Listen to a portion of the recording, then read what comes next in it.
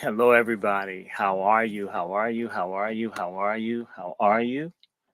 Um, I want everybody to come in, come in. Um, how is everybody? I'm about to go live with Sister Eve in a minute. So we're in the process. Hope everybody's well.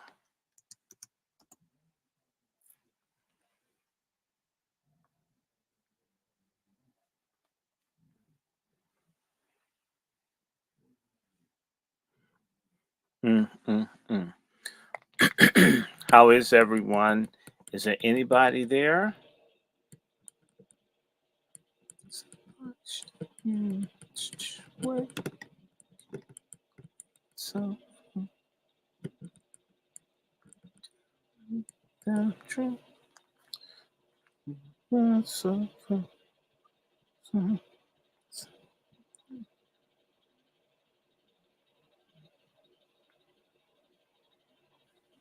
I close my eyes. One, two, one, so much, so so.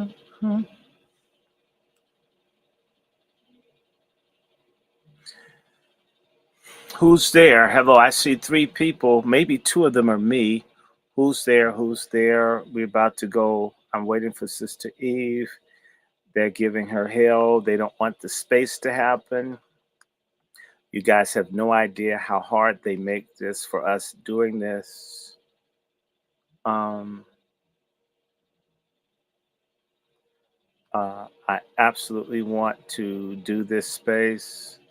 I can't wait to do the space. Hey, Brother Julius. Hey, Sister Devin. How is everybody? I'm on StreamYard if you want to go there. Um, I'm just waiting for Sister Eve. We had some issues. We had a space and it shut her down. The minute I came in, it cut right off. I'm serious, Julius. We should have had this space up 10 minutes ago, and it just cut off. The minute I got in, it shut off. And so I don't know. I must be a very important person. I wish I had the money for all the harassment I'm getting. I would love some of the money for, yeah, pay me. Please give me something. So anyway, I see six people. Hello, everyone. I'm waiting for Sister Eve. I want to do the Twitter space, but let me tell you guys what's going on. And I can say to you that Biden is supposed to go to Emmanuel Church in South Carolina, the church where Dylan Roth murdered the people back in May of 2015. And we absolutely need to be on. We need people in South Carolina to do a brown chapel on Biden. Uh, um, it's very important.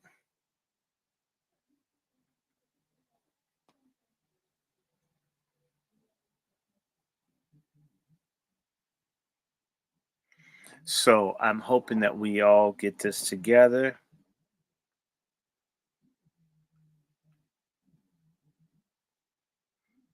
Mm, mm, mm, mm, mm, mm. It's important. We need to put our heads together. Sister Devon, how are you? And let me see, Brother Stuart Alvergo Cook. Um, hi, hi. I can't wait for us to start. I hope you guys had a good New Year's. This is Sabbath for me, but I am. Hey, Avi Hemmett, how are you? Avi, um, I can't wait.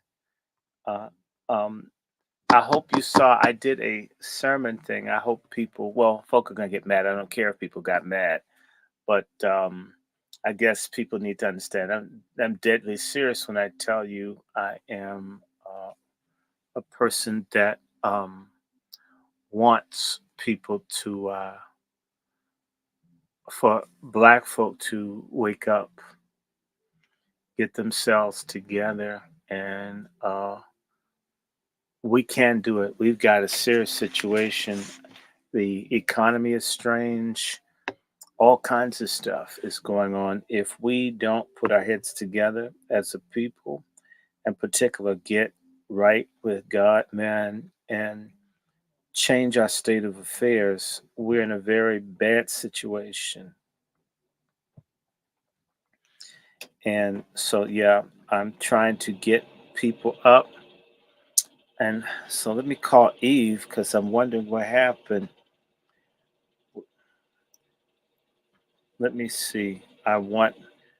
I can go ahead, but I want to do this jointly with my sister because she knows what to do.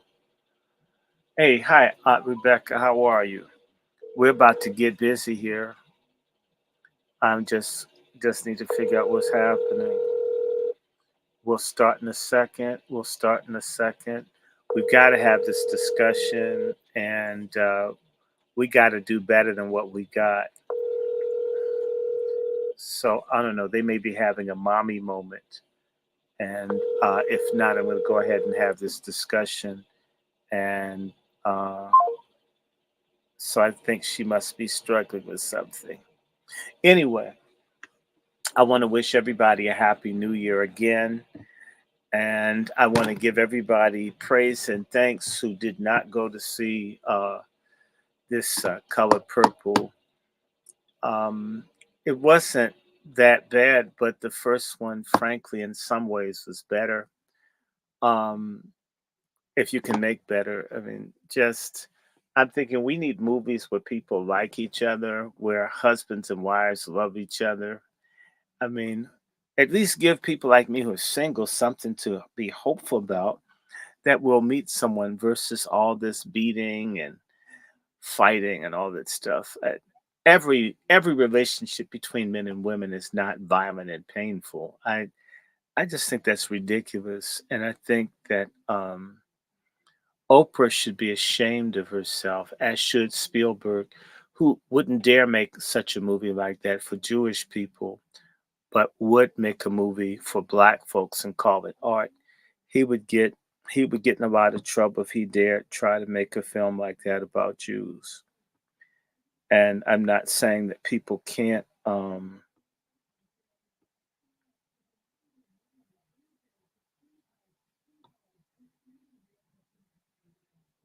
Okay, here it is.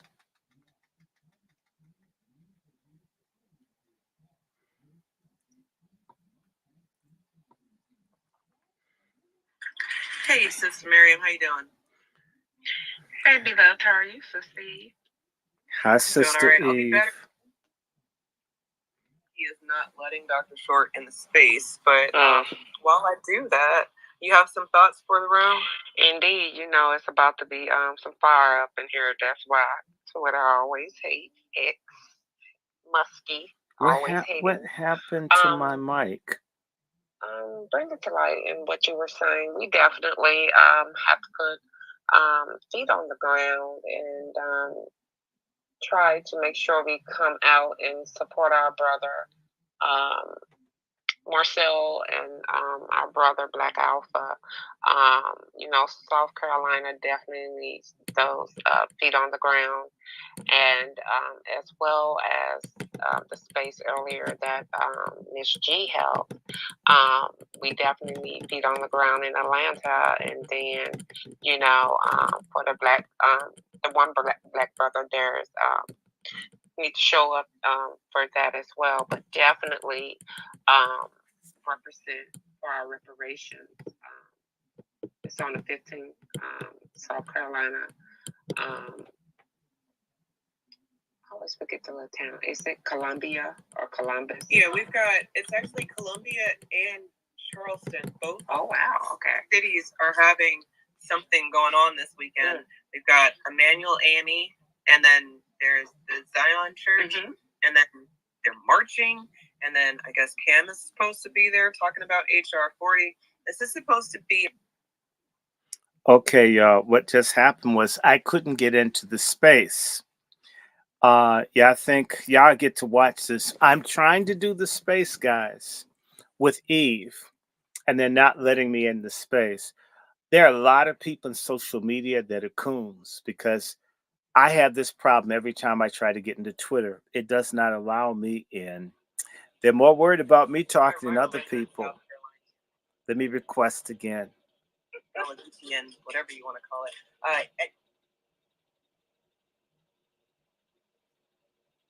If 5 people show up and turn their backs on them people and cause some sort of commotion, then on Tuesday it won't look like the niggas in South Carolina just let them come through and march down to the state building, because that's going to be the biggest thing that they're looking for, Miriam. I think they're going to be looking for, well, yeah, the blacks liked it. They wanted it. See how we know they wanted it? Because there was no protest.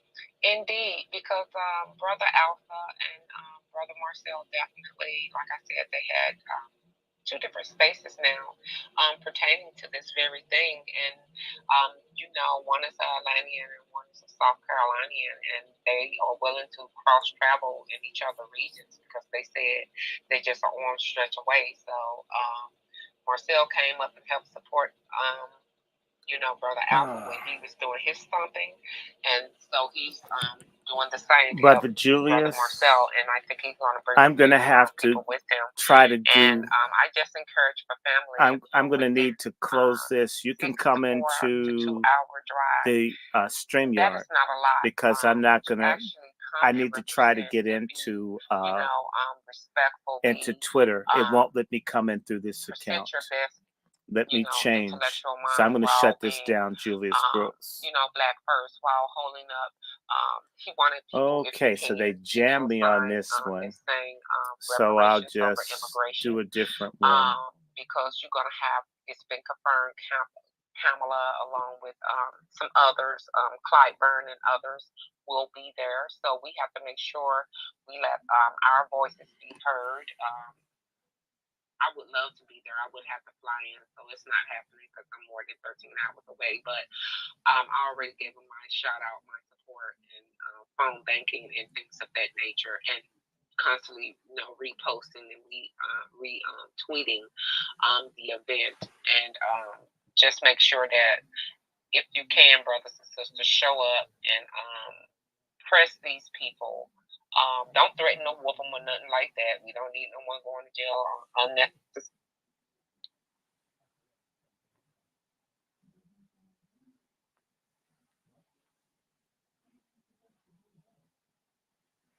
On our protections, and we just need to band together and show solidarity. It don't necessarily have to be 100, but it does need to be at least a good strong 10 to 20 to put pressure on that room. Shout out to you, beloved Dr. Short is in the building. I had to try 2 accounts to get in. I must be important because why can't I go into Twitter? Okay, Eve, you tell them what happened earlier. We came in the minute. I did. I told them. And actually, since you've been in this space, I haven't been able to tell them the fun things that I've seen. But I've seen both of your accounts. I've seen me give your account mics, and you're requesting the mic from me. So I'm throwing you the mic. You're requesting it from me, and Muskie is like, haha, these niggas will always be confused. And I'm just like, no. So then you come in under a different account. You got the mic. We can hear you. So far, so good. There's power in the name. They don't like DRS1. They don't like anything. I don't care. Look, brothers and sisters, we have an opportunity to make history in the next few days. We have an opportunity to do something for our people in a mighty way, and we should do it. And we shouldn't care what anybody says. We need to snatch the torch from the boomers because they're never going to get it. I'm sorry. I wish they would. I would to God the boomers would do what they're supposed to do. But the boomers are not. It's left to us to get out and do this. And if anybody's got friends. In fact, everybody, retweet this room. Retweet the room. Everybody that's on my YouTube, everybody that's watching, please bring everyone's attention, because we need people to show up and let folks know that Biden lied to us. We were promised stuff. We've got nothing. In fact, actually, we have less.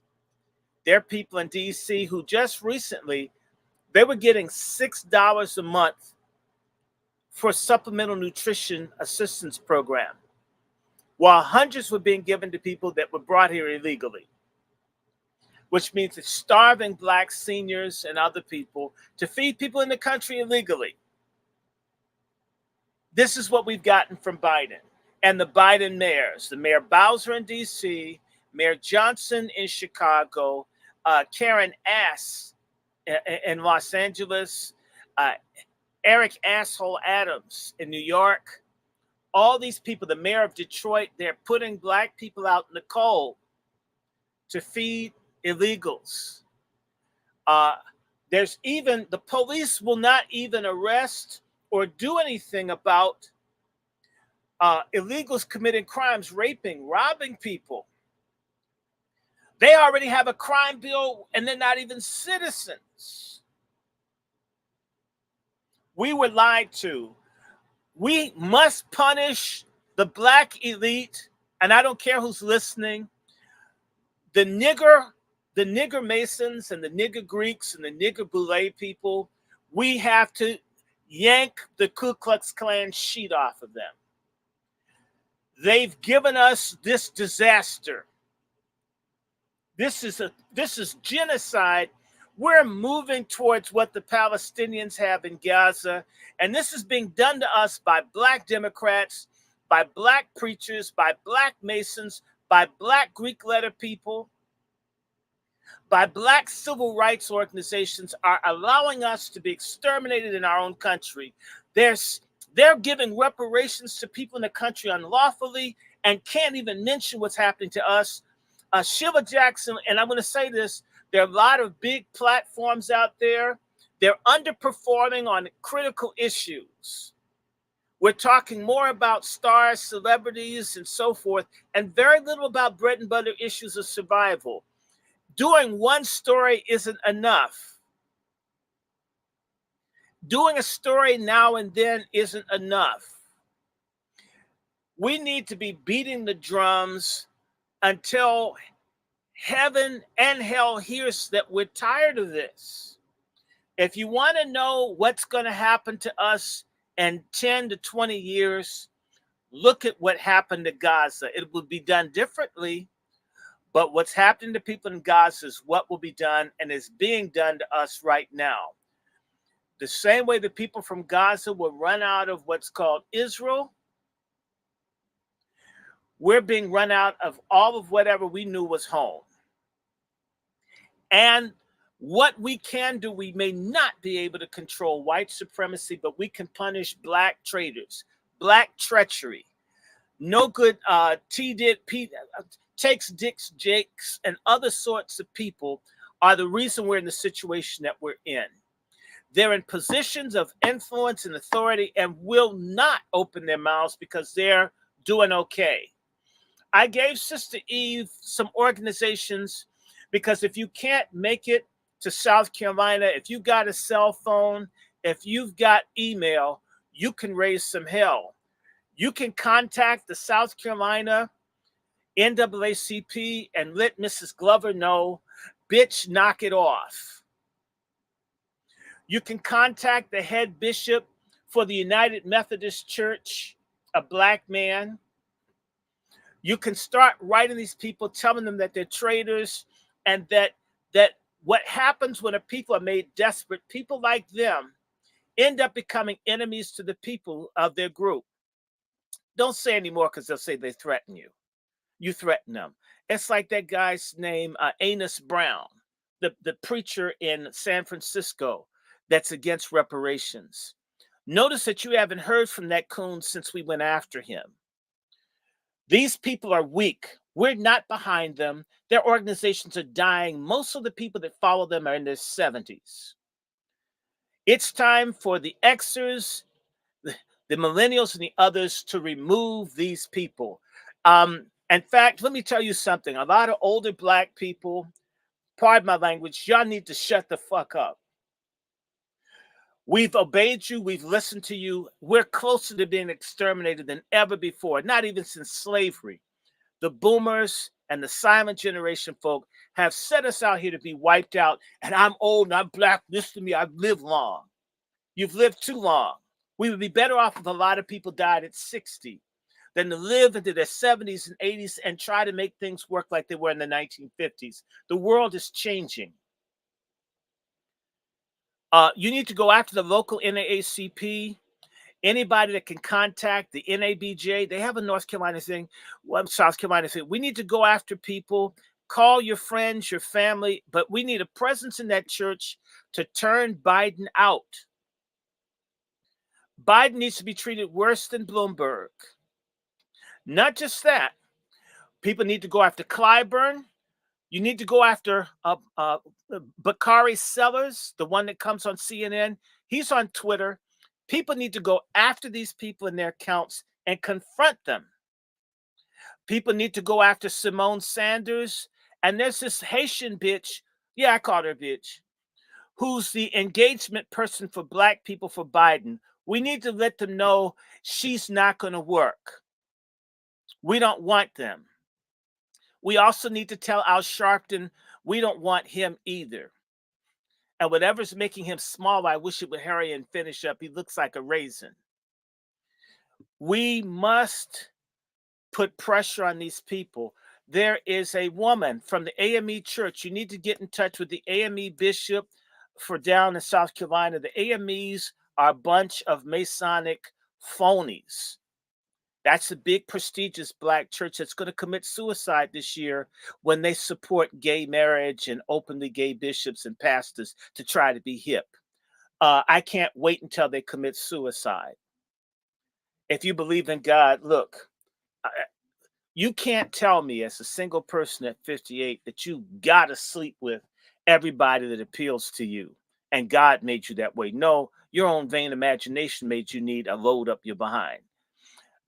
Watch these same churches are advocating for the illegals, are advocating for crime bills for Jews and for Asian Pacifics, and they've said nothing about our reparations. Clyburn needs to be harassed. That punk, what's his name? The one that looks like Mahalia Jackson, Jamie Harrison. If you can find these people on Twitter or Facebook, trust me, they're weak. Yes, your insults and writing makes a difference. Trust me, white people read the threads. If a bunch of us started writing Jamie Harrison saying, you're a sellout nigga and you're not even a good-looking Mahalia Jackson imitator. If people kept seeing that over and over and over again, people would start saying the black community already is saying no to Biden. We need to say that Biden is going to lose. He's already lost as of the day we showed up. And it has to happen in South Carolina. And we have to go after Clyburn. And we have to go after Bakari Sellers and these other people. We also need to let Clyburn know his daughter will not be the representative when he dies. We have to be a message. We're not taking it anymore. The NAACP, and there's a thing called the National Congress of Black Churches, the National Black Church, whatever. I think I sent this information to you, sister. You put it in the Jumbotron. People can get that information, and particular Sister Giselle, we can do a Black January. We need to put the same demands for reparations and circulate this stuff all over again. We already have it, just changed the month on it. We circulate all over again. On top of that, we need to go after anybody that we need to get a commitment, although we won't get it. We need to demand a statement. In fact, there are groups here in D.C., for those who are in the D.C. area. We need to go after the National NAACP. We need to go after the Congressional Black Caucus Foundation. If we started raising sand, again, like Sister Giselle and others were doing, and we did it now, It's going to make the news and it's going to embarrass them. And that's our purpose, is to hijack the narrative. We want Biden's people too jittery to even come into black neighborhoods. We can too do it. We have to do it. If we start acting stupid, black folks like imitating worse than white folks with cover records in the 50s. Everybody will start acting stupid when Biden comes to town. So what y'all say? Let's show them our ass. He's shown us his predator ass for the last 3 years. It's time that we show our non-reparation check having asses. We show our asses to them too. And yes, you can. If you've got a phone, if you've got the internet and you can write, if you go in on Donna Brazile, Jamie Harrison, Simone Sanders, start writing them, get all your friends to write them. As well as if we have a presence down there, and if people start writing the different journalists online, whoever you want, keep writing them until somebody says these black people have gone nuts. And we can trend quit Biden. That's a good hashtag. Biden, no Biden 2024, or, blacks against Biden, right? Which would be, wow. BAB, blacks against Biden. And we put it up there and just get that moving. We're against him, and just have folk just constantly put hate out all day. Trust me, the Trump people and the other folks are going to pick it up and take it all over. The white people will do 90% of our work if we just do 10%. Not that they want us to have reparations, they give a damn about us, but they hate Biden. And so we need to harness the hatred of the working class and angry flyover country white people to use them on these metrosexual coastal liberal elites and their no good degenerate Biden sexual boule coons. We have two enemies. We have the white supremacists that hold office and the black functionaries that help them. We need to remind them that they lied to us and they can never lie to us again. And that's all I have to say. Sister, you've got the information. And we can call it the Biden takedown. We're taking Biden down. Trust me, it will catch on. Other people will like that Blacks Against Biden hashtag. Blacks Against Biden. We went to Bakari's page, and you know what Bakari's worried about? Bakari's sellout is worried about the Ludacris and Cat the fuck is his last Cat Williams situation. You know why Bakari Sellers wants to be in Bakari Sellers is, first and foremost, I hate to say this, he's some kind of cousin of mine, his sorry ass.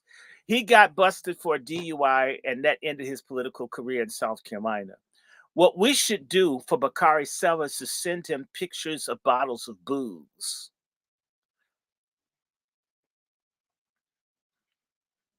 They call him the D. You're related to. No, because his name is Sellers. He's from South Carolina. The Sellers are from the Sellers are from Georgia. The Sellers he lives over in West South Carolina, and that's right next to East Georgia, right? I'm just telling you, the Sellers have been my family for 400 years. So it's the same damn people. I'm smarter than he is, obviously. And his father was a great person. Cleveland Sellers is one of the greatest black activists we've ever produced. But, this boy, he's sort of like the King kids. These civil rights legacy Negroes was just about to say, are We failures. got to fix that, because if every time we have a great, they have minis, and then their minis fuck the legacy up. That's not. That's what we need to. That's what we need to say to him. He's the DUI guy. Hey, DUI guy, you really messed up your dad's image. Trust me, that will hurt him. We have to get in these people's heads. Political insults, criticism makes an impact. This doesn't happen in our community. We have to go back. We got this the BOULE really tricked us. The BOULE got us into all this black respectability. Well, I'm not going to quit because they're the mayor, and I'm going to respect the seat. Shit, I'm not going to respect anything if you don't serve me. Oh, well, he's older. Look, If I'm older, does that give me a right to be a pedophile? Does it give me a right to not do my job to serve other people because I'm old? I've got gray pubic hair.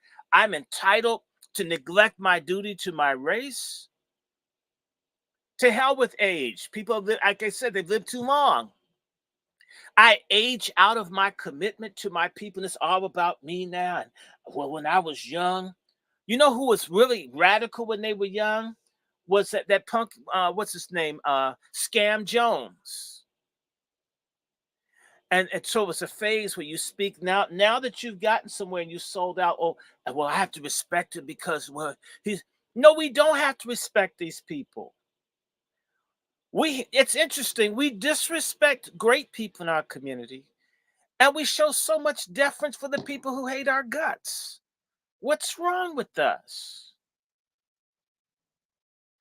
We need to disrespect them. Tell them you need to get out of public life. I'm going to get all my friends to vote against you. Somebody, you know, I I don't know, but like one or two of my family in South Carolina, I don't know them because of how things happen. And my whole ass great great grandfather may have had 7 families. I don't know them. If I did, I would have been on the phone trying to find some people that I could get. But some of you know somebody from South Carolina. Somebody's got some rice for breakfast eating niggas in their family that could just go over to their church and just show up. Just have an ugly look on your face. We mean mug each other all day and we don't even know each other. We have a reason to hate Biden. We have a reason to hate Jamie Harrison. We have a reason to disrespect Clyburn.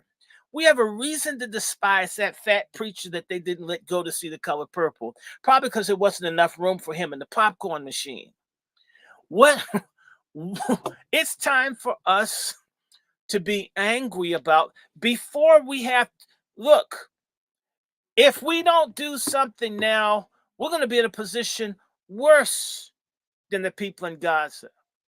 And trust me, if they came to kill us the same way, there's nobody that's going to bust the grape for us. Which is why we can't, I can appreciate our master teachers who've taught us that we're not supposed to be waiting for saviors, that we're supposed to be doing the work. But then, I look out and around me, and it's not as many people as I thought. But I think that that's okay, as long as I'm doing the work. I can really only speak Sister, for me. A handful of us, I'm committed. I'm willing to give time. All we need to do is put together we can email, call, Twitter. We did this before. I think Sister Giselle is somewhere nearby. I know is she down there?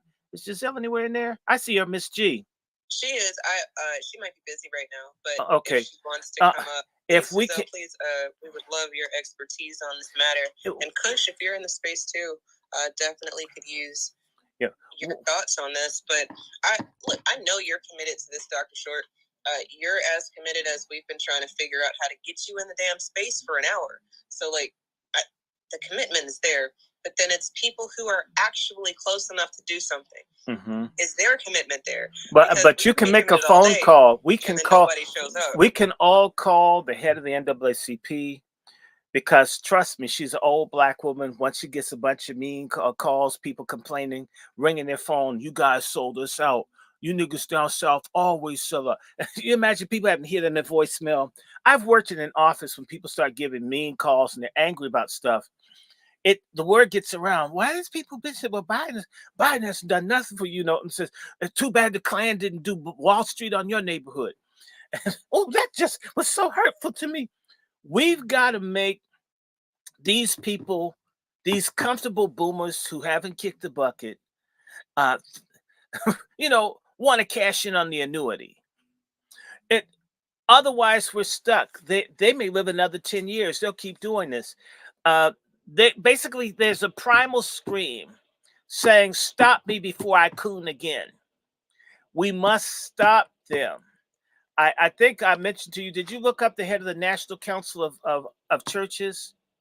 This woman from Baltimore. I think I posted the links that you sent me. Yeah, but I didn't send you that one. And so that's one that you don't have, Eve. And her name is Vashti McKenzie. She's a Black woman head of the National Organization of Churches, National Council of Churches. It's 2 Black women. By the way, they're pushing abortion and LGBTQ, not reparations. Women need to, and I'm going to say this, Black women, you guys are key. You're key to going after the Black women figures because, it's sexism if I point out that my mayor's a coon. Her starving elderly Black women, well, she has to show she's tough. I've heard stuff like this. I says, well, I'd like to take your food budget away from you. Would I be tough? Because I'm a man. We have this bullshit double standard in our community that women don't have to be held accountable if they are professional or they got some money. Oh, look, is that Mark Carter? What's up, Red? Oh, shit. Please, brother, set this room on fire. We need to shut that bitch Biden down. We need to take Biden's ass and we need to go after Clanburn and these other people. It must happen. It has to, because it paves the way for Chicago. Everybody knows, I've said this, Chicago is the most important city for Black people in the country. I sent Brother Paul, I was watching, what's it, WTTW? They had all these, I was watching all these Chicago documentaries on that bastard Jane Byrne and Dick Daley. Chicago is sacred ground, but we have to set the ground for mass Black. We're not going to go for the shit anymore. That's going to happen in Chicago this summer. We shouldn't wait. We need to have everything on fire during the wintertime. They'll know Black folks are serious. We normally act out when it's hot. We need to act stupid when it's cold.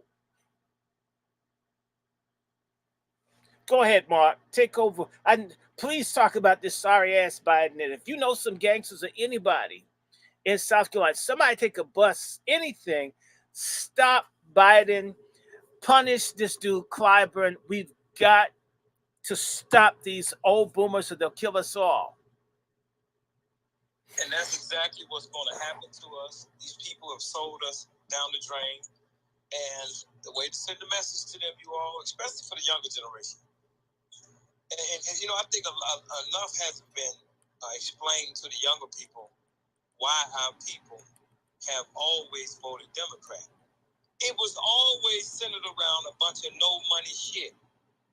And it was the money involved. It's so little of money that it didn't matter.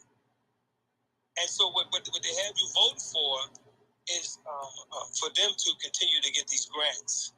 They want you to stay on welfare, Section 8 for the rest of your life. The Democratic Party is not in the best interest of anybody that is a business owner. If you want to be a business owner, if you are a business owner, you have no business voting for the Democratic Party. Now, I know they're going to try to sell y'all this women's rights bullshit. They're going to try to sell y'all the LGBT rights. Ain't no money in that shit. That's a bunch of no money shit that they've been selling to our people forever. And our people have been going for it. At the end of the day, you're going to get your gay rights. You're going to get your women's rights. You're going to get your Pan-Africanist rights. Your so-called I'm an elite rights. And they're going to do y'all like they did to those, do what to y'all they did to those people, that they did to those people in California. You're going to stand with them, and then they're going to abandon you.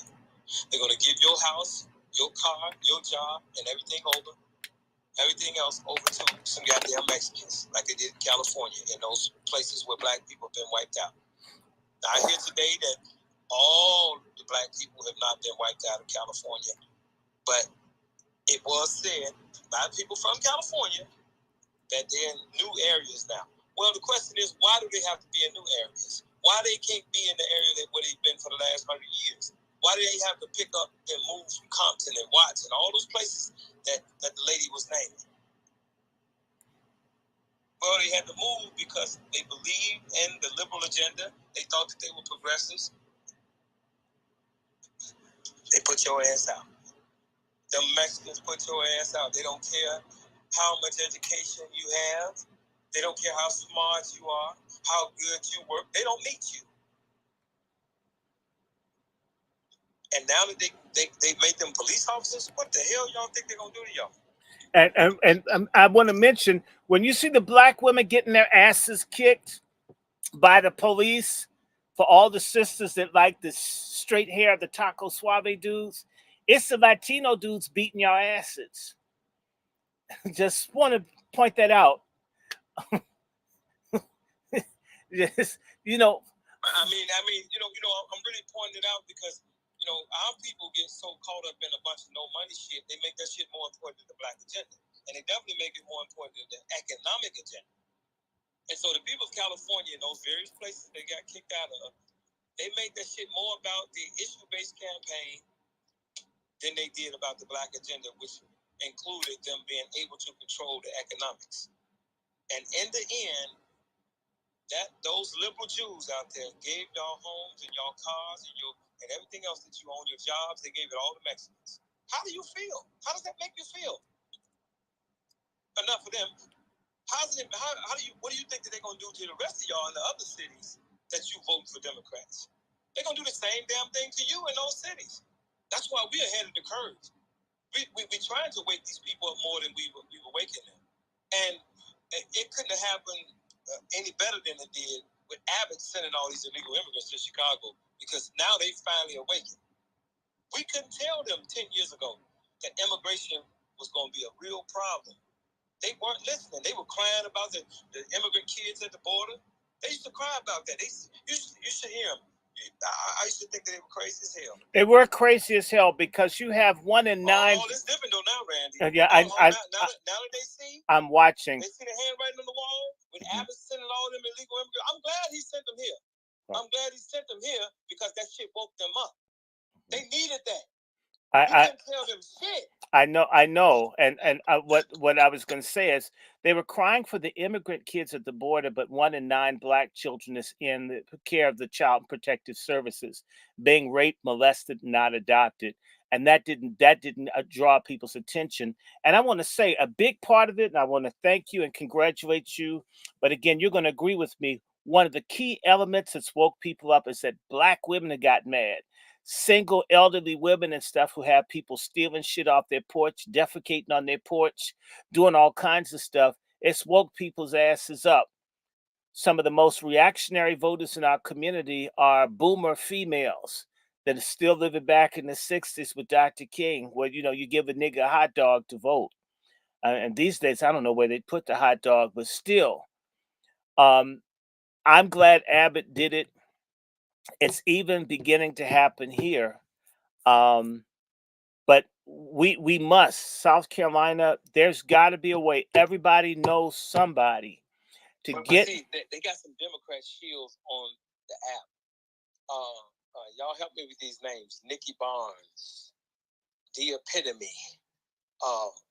What are those other names?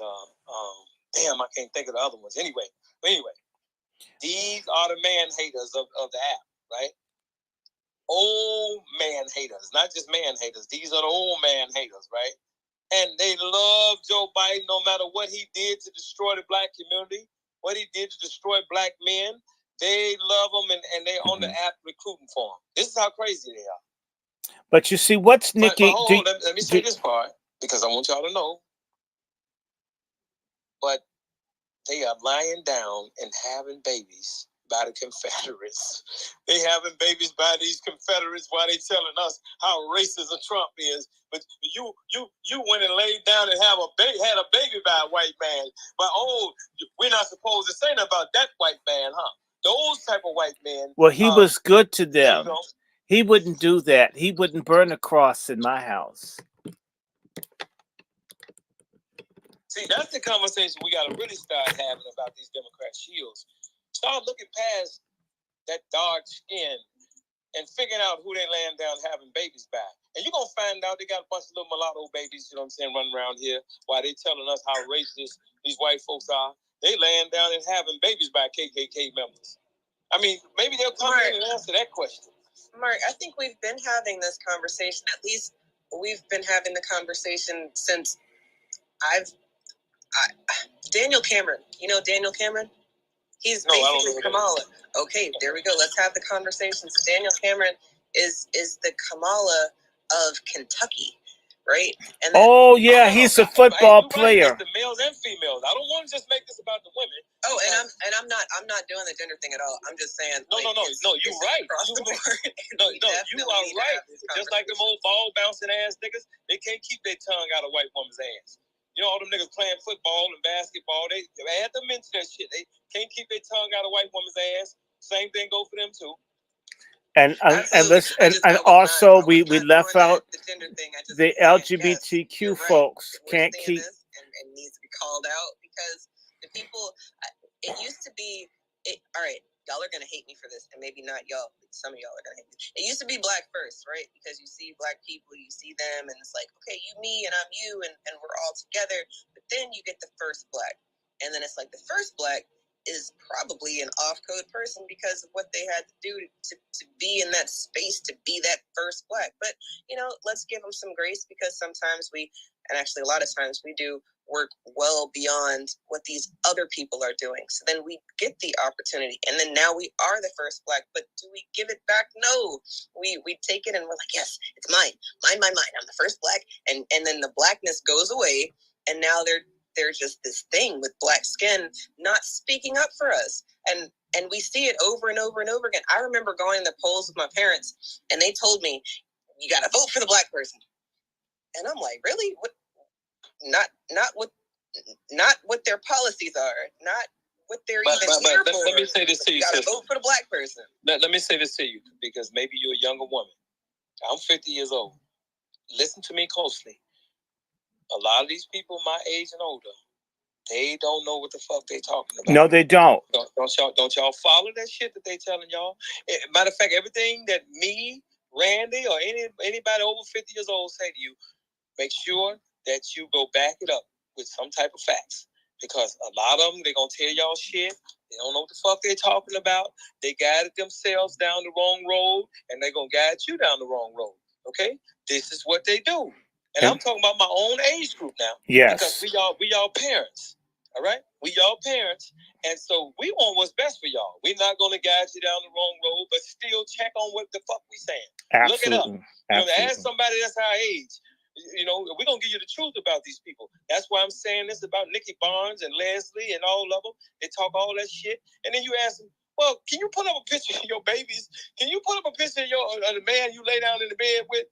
Oh, they ain't going to put those pictures up because they want you to believe that they are black power ungower. Oh, no. It's like Cornel West talk all that shit, but that white woman on his tongue.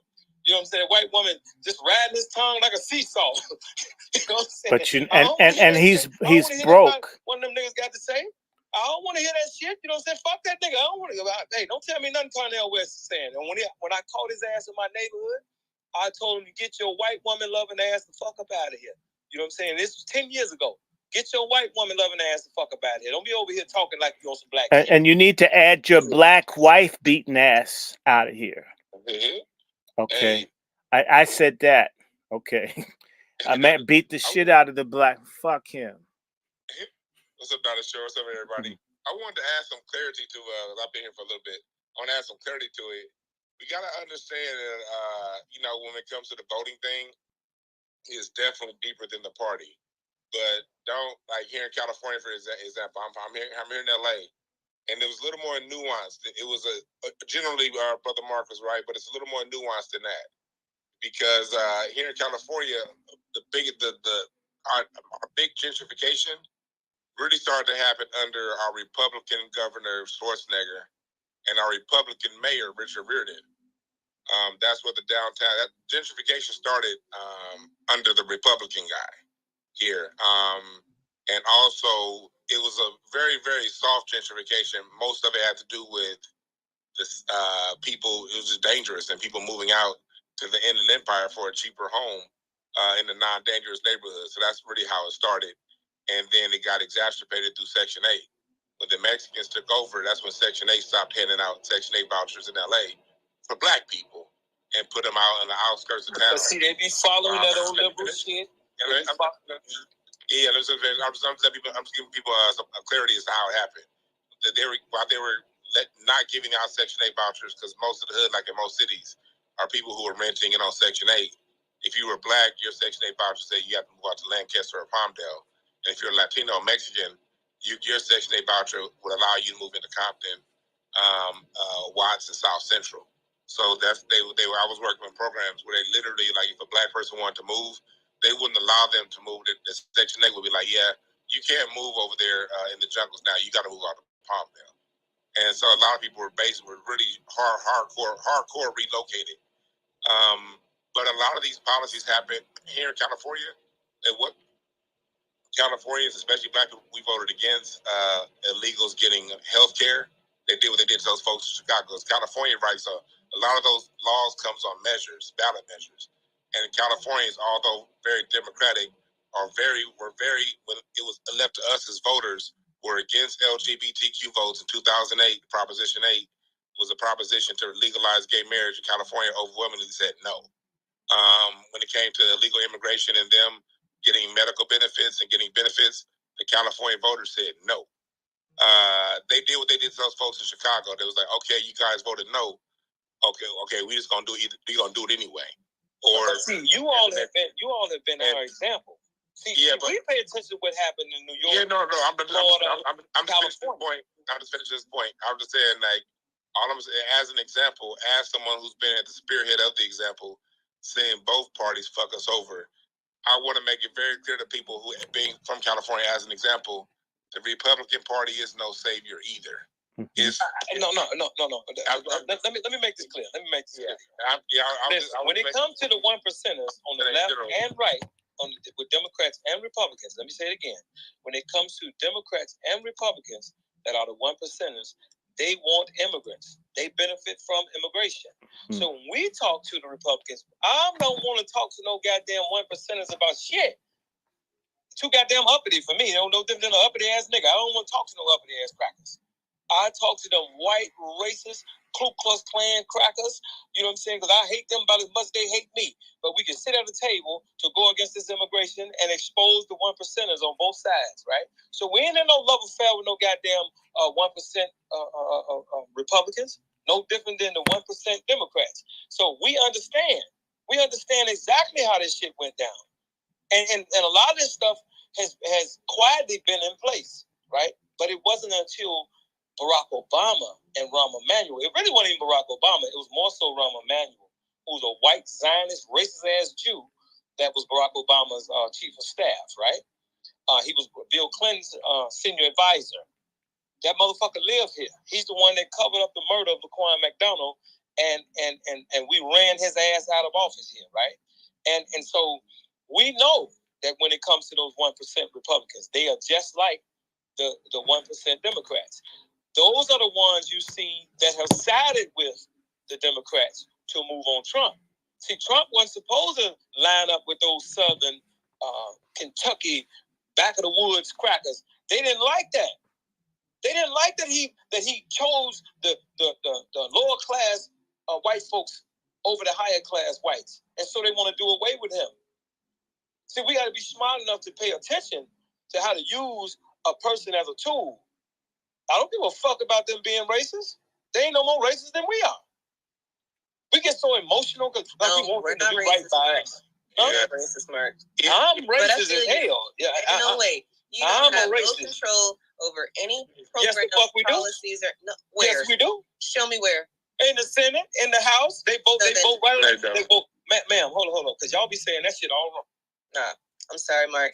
I respectfully, because I really rock with a lot of what you're saying, but we don't have control over anything. That's why we're fighting. Yes, you do.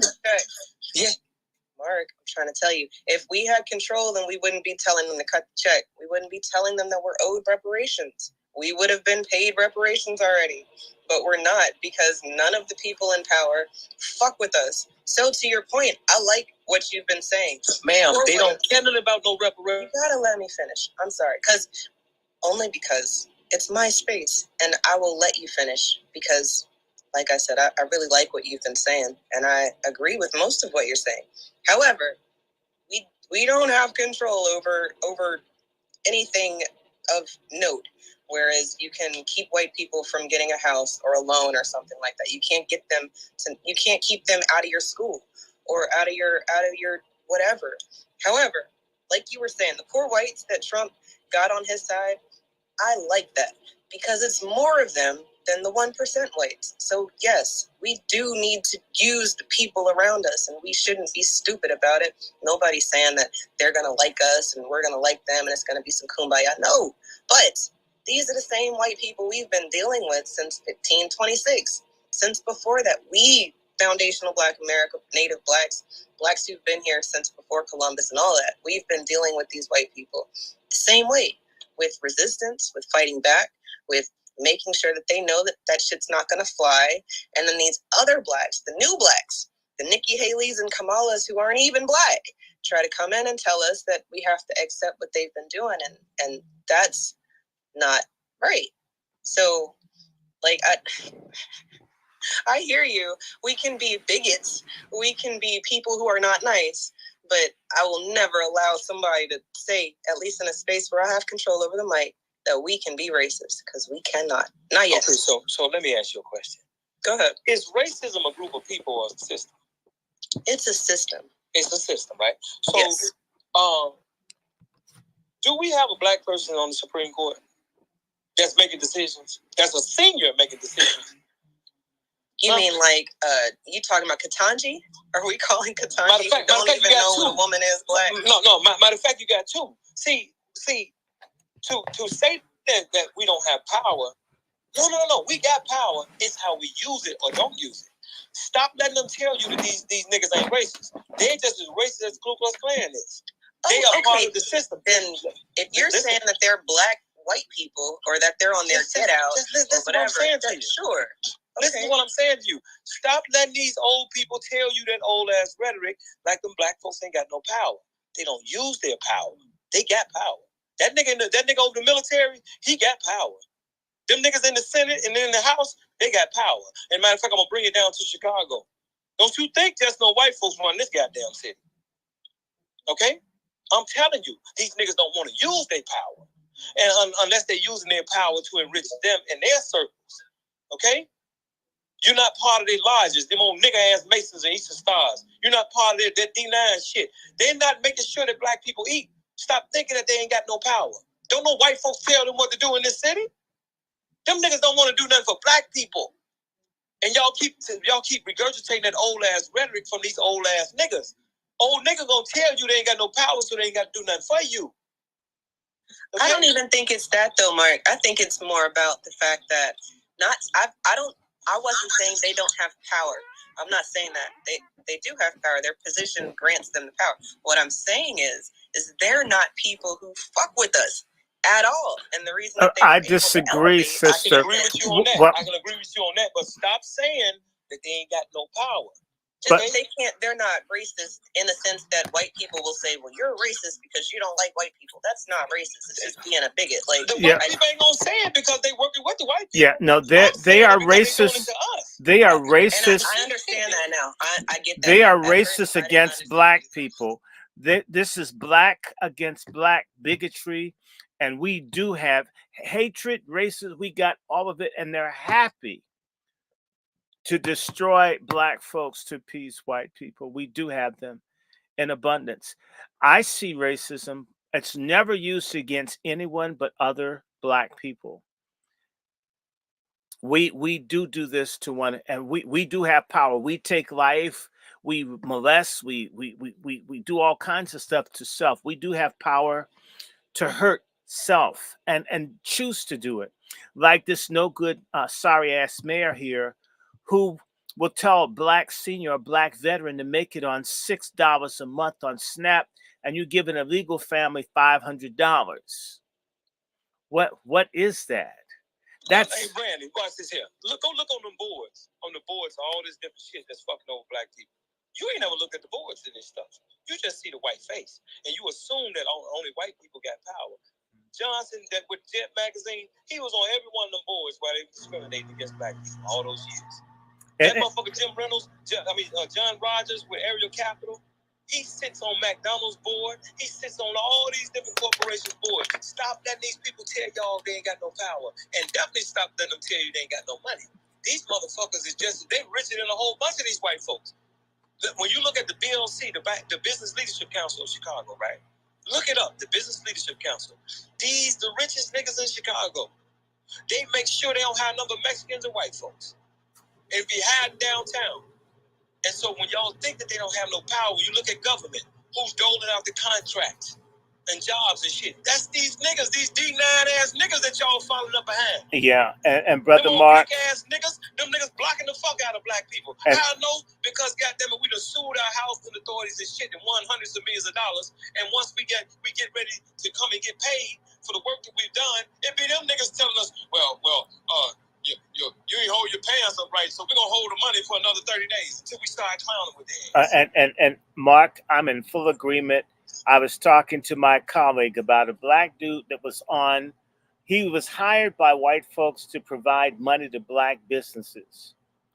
And in the entire his career, over a decade or longer, never approved any money to go to any black business in all of America. And that's what they hired him to do. That's how it is at Howard University. That's how it is here in D.C. That's how it is in Prince George's County. And it's probably like that in Atlanta and everywhere else, that these people do everything they can to starve, persecute, and punish us. And that's what I'm saying. We must have a civil. Is that what they're doing in Atlanta? Yeah, they're doing it. They're doing it in Atlanta, and you know what? It's just the same way. It's the same way that black woman got beat for smoking a spliff in Charlotte, and they just were kicking and beating this black woman on the ground. And the chief of police is black. I mean, it's always. I mean, this is what I just said in my sermon, because it's a Sabbath for me. Everything that happens to us, there is an element of our community that's complicit and making certain that it's done. And the low-hanging fruit in our struggle are our traitors. We can too hurt them.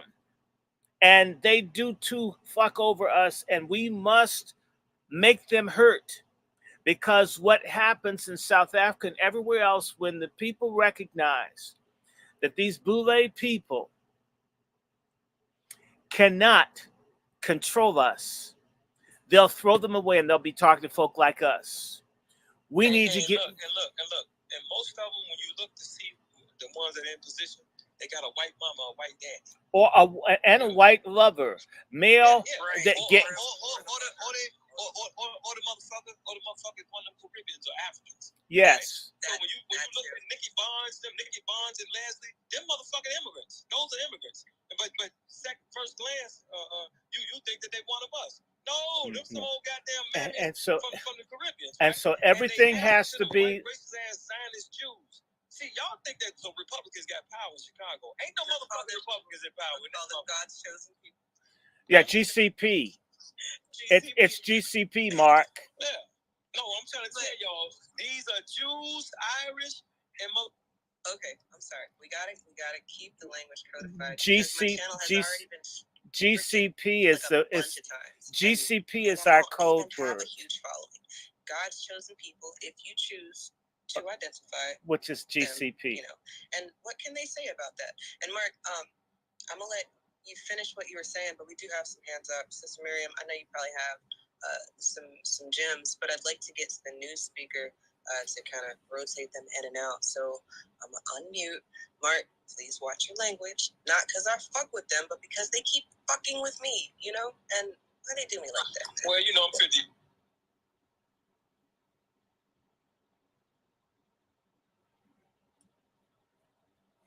Where's your code?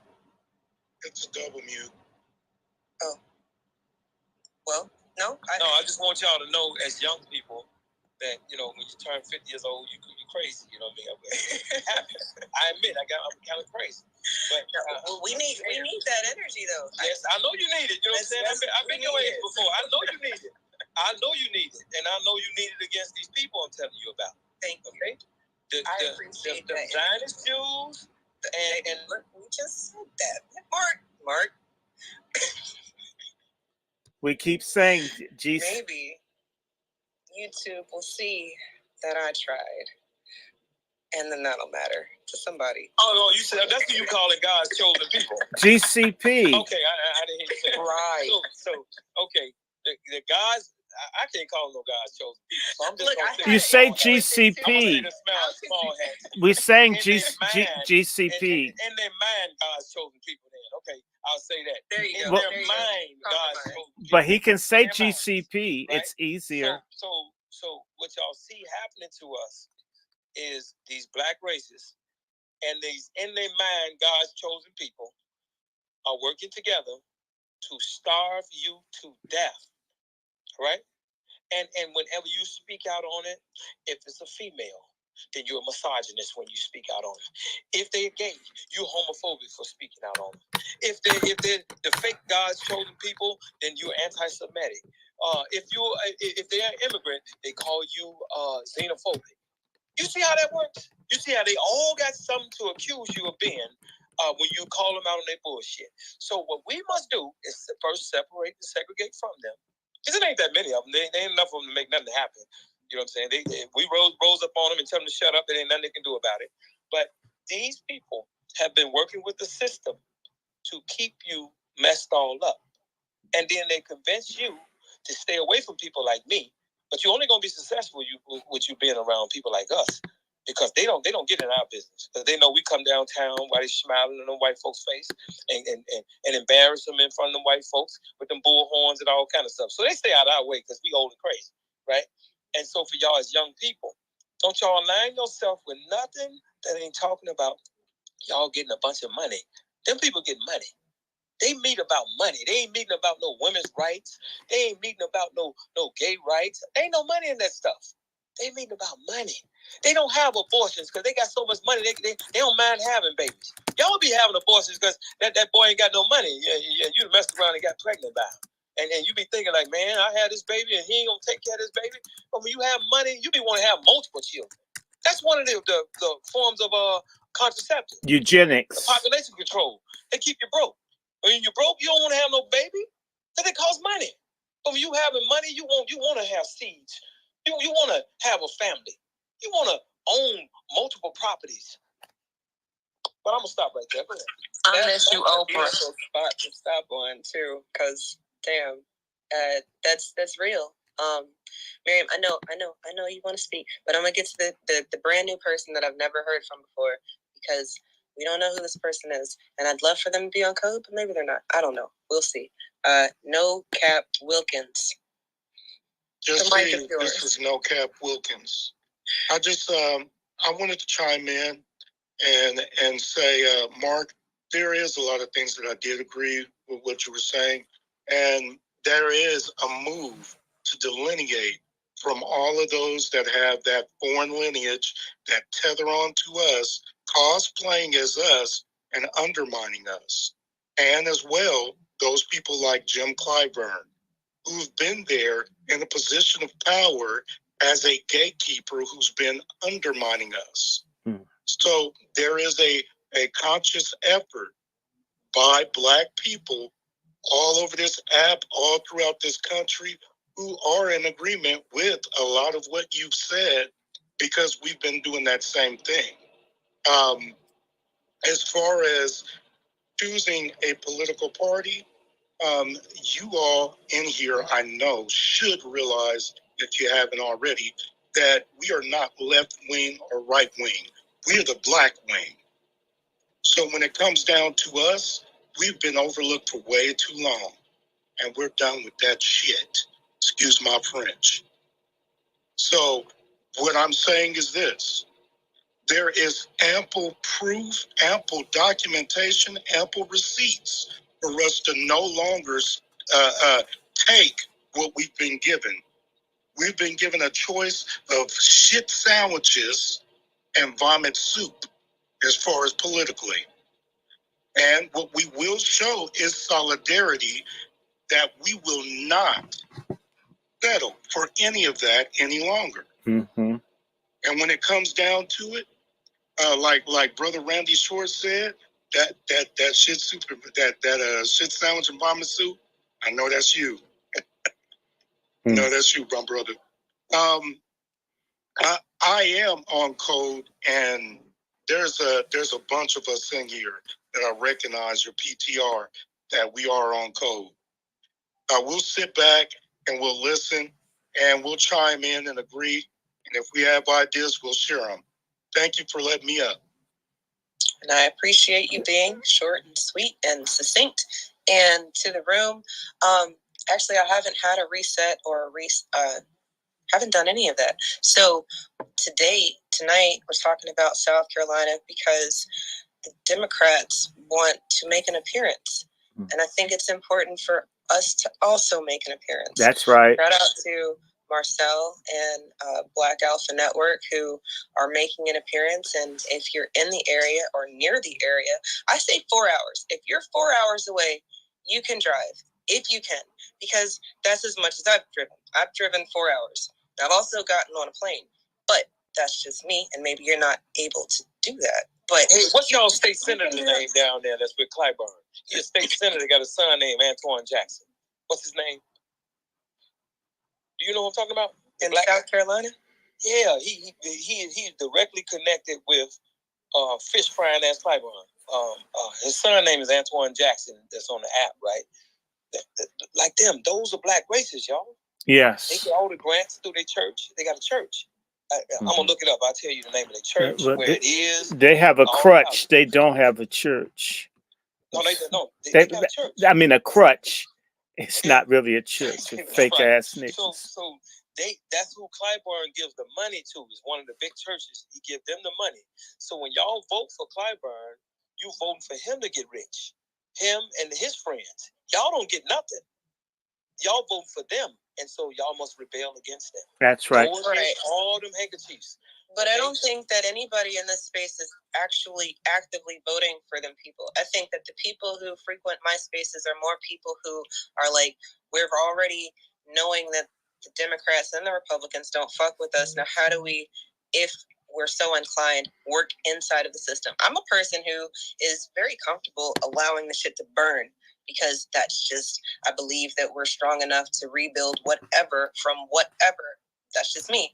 And other people might feel the same way. But a lot of people are still voting because they have strong traditional ties and familial ties to the whole voting aspect because their ancestors died, and I would tell them that they died because they were black and they tried to do something about their situation, but they're really stuck on their ancestors died to vote, and because of it, they'll go and vote for Big Bird. They'll literally write whatever on the ballot, and I think that is a waste of time. I really think that we would personally be better off as a people to show them we don't fuck with your system at all.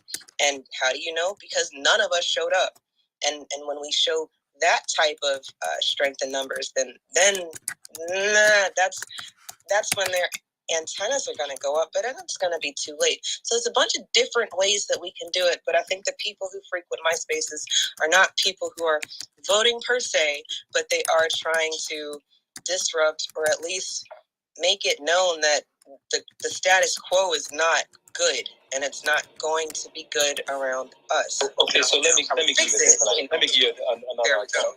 Let me give you another alternative, because you can use all of them, right? But let me give you another alternative, right? Because I done had your burn it down mindset.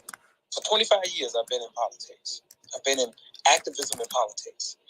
And when I was young, crazy, and really wild as hell, I got locked up almost 200 times. But then I started paying attention to the money. And once you start paying attention to that money, and you know how to use the civil rights laws, the HUD laws, and every other law that works in your favor to tap into the money. You got a lot of money coming to your city, county, and your state. It don't just belong to no white folks.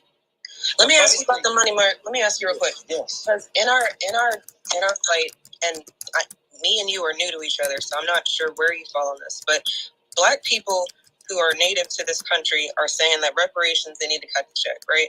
And then from there, there's groups of people who say that we need to do it how it tried to be done. We need to have a bureau where they give the bureau the money, and then the bureau disseminates all the money and information, and Black people can get it from them. I say that they need to run it like the stimulus.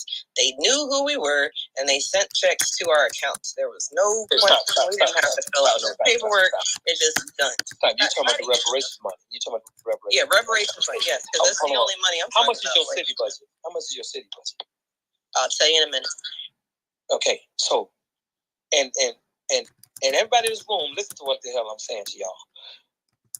Money ain't just the reparations money.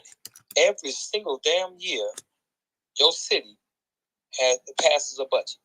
And that budget is translated into contracts, grants, jobs, all of that. What them old sellouts ain't gonna never show y'all how to do is go get the money. Okay, so my city budget was $100 million, $1.5 billion in 2022. Now you see how that works? You see all that money? Now that's just one budget. So that budget, what are you saying with that budget? They're supposed to give us that budget? Because I say that the way that they spend money, sure, look, so, but that's not really answering my question. How should we get the money? Now that we've established that we're going to get the money. I'm trying to tell you. Go ahead. Okay? And I'm going to tell you. Well, wait. I guess that's why I got confused. It's starting to sound like you're saying that we need to get like programs and stuff. No, you need to get some businesses, programs, and everything else, and you tap into that titty. That's a titty. It's a titty that can be tapped, but no, where is my money? They took our money. They need to give me my money. You. Why are you waiting on that money? You want to get all the money, right? You don't just want to wait on one piece of money, right?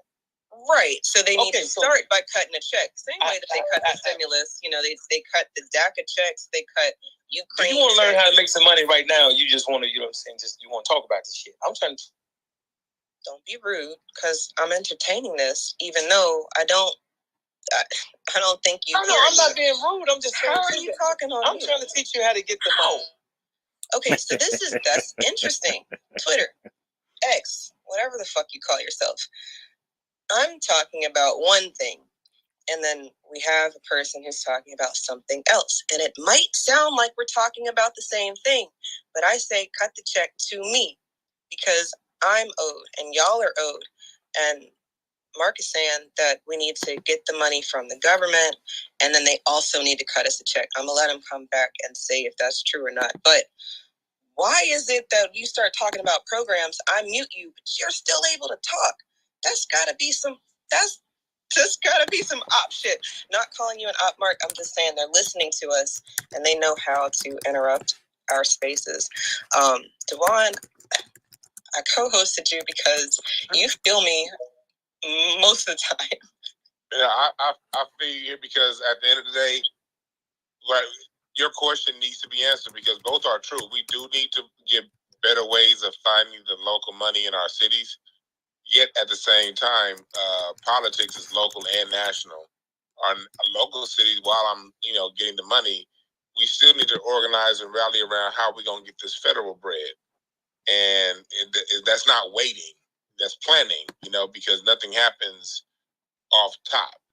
That's years and years of coordinating, planning, years and years of lost elections, years and years of disappointments and almost, and it's a steady mission, but it's something that has to be addressed day by day.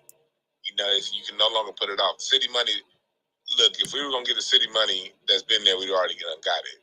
Or found ways to get around and getting it. Like I know here in LA, I have businesses, and I used to be the business banking manager in Inglewood, California, at Washington Mutual Bank before gentrification, back when Inglewood was still 80% black. And when it comes to the programs, when it came to all those stuff, black people can get it, but how they played it out here, the percentages of black people who got any level of money was minuscule relative to the amount that applied for it. Even the ones who knew everything on how to do things would find ways to not get the money. And I was the person that was in charge of doling out the money. A lot of the state city programs were run through my bank. So that's how they do it out here. They'll have a certain program, and then Wells Fargo, Bank of America, or some kind of bank, they'll underwrite the program, and then you go through that bank to get access. That's some of the programs that they have out here. I can tell you right now, ask me how many black businesses in Inglewood, California, that was 80% black, got some of that money that we had to hand out of hundreds and hundreds of millions of dollars. I can name it on less than one hand, and I won't even include my thumbs. So that's why, the conversation about federal reparations, that has to be addressed and it has to be talked. We can no longer deflect from that. I think the only reason why we haven't gotten it is because we deflect and because we don't focus on it. And while we're talking about federal reparations, we can still have space to talk about how to get this money now too. But if the question is on federal reparations, let's answer that question. And then once we figure that out, we can still at the same time also talk about how to get stuff locally. And everybody's going to have to learn their city. Every city operates a little bit differently. You know, even within the same county. Long Beach operates a little bit different than Inglewood, which operates different than Gardena, which operates different than LA. So that right there is something that we have to all be serious about and find the politics of our local city, do our best to find the money. But me being someone who worked at the bank for 5 years, and I am a business owner. Listen to what Tariq is saying about he opened up the damn museum. There's all kind of museum money here in LA. You think they gave that black man any of that museum money that they have out here? You got the museum of sex, the museum of the city's giving out grants to the museum of motherfucking paperback books, the museum of dinosaur rocks. All them motherfuckers getting grant money, you know, and so that's what that is a reality that we have to confront. And because that is a reality, not saying it stops us, because we can still get through it in some ways. Some of us will. But why do we have to be the people who only the cream of the crop gets through? When I look at some of the other people we used to hand out money to at the bank, these are some average Joe, regular motherfuckers that didn't even have their paperwork in order and didn't even necessarily on paper qualify for what we was offering. They still got the money. So that's part of the reason why that conversation about federal reparations has to be discussed on its own and addressed, because it shouldn't be, since these cities and local governments have made it to where a black person don't get a dime unless they are, you know, a son of Moses and a child of God, while other people get access to money and they get to be the devil's best friend. There you go. Here's $18 billion for you. Go look up them Armenian motherfuckers that ran out of LA with $18 million from COVID money. When black businesses my black business had its shit in order. My paperwork been together since 2016. I couldn't get none of that motherfucking COVID money, and I applied, and I had my paperwork right. I got some money, but I didn't get none of that payback, none of that money to where you couldn't. I got the loans to where it was a loan. They made that shit hard to the motherfuckers on black. The goddamn Armenians got $18 million and ran their asses back over to the Middle East. You know what I mean? So that's why the conversation about federal reparations has to be discussed when that conversation is in it, along with the local politics. So I hear what you said, Eve. I appreciate that assist.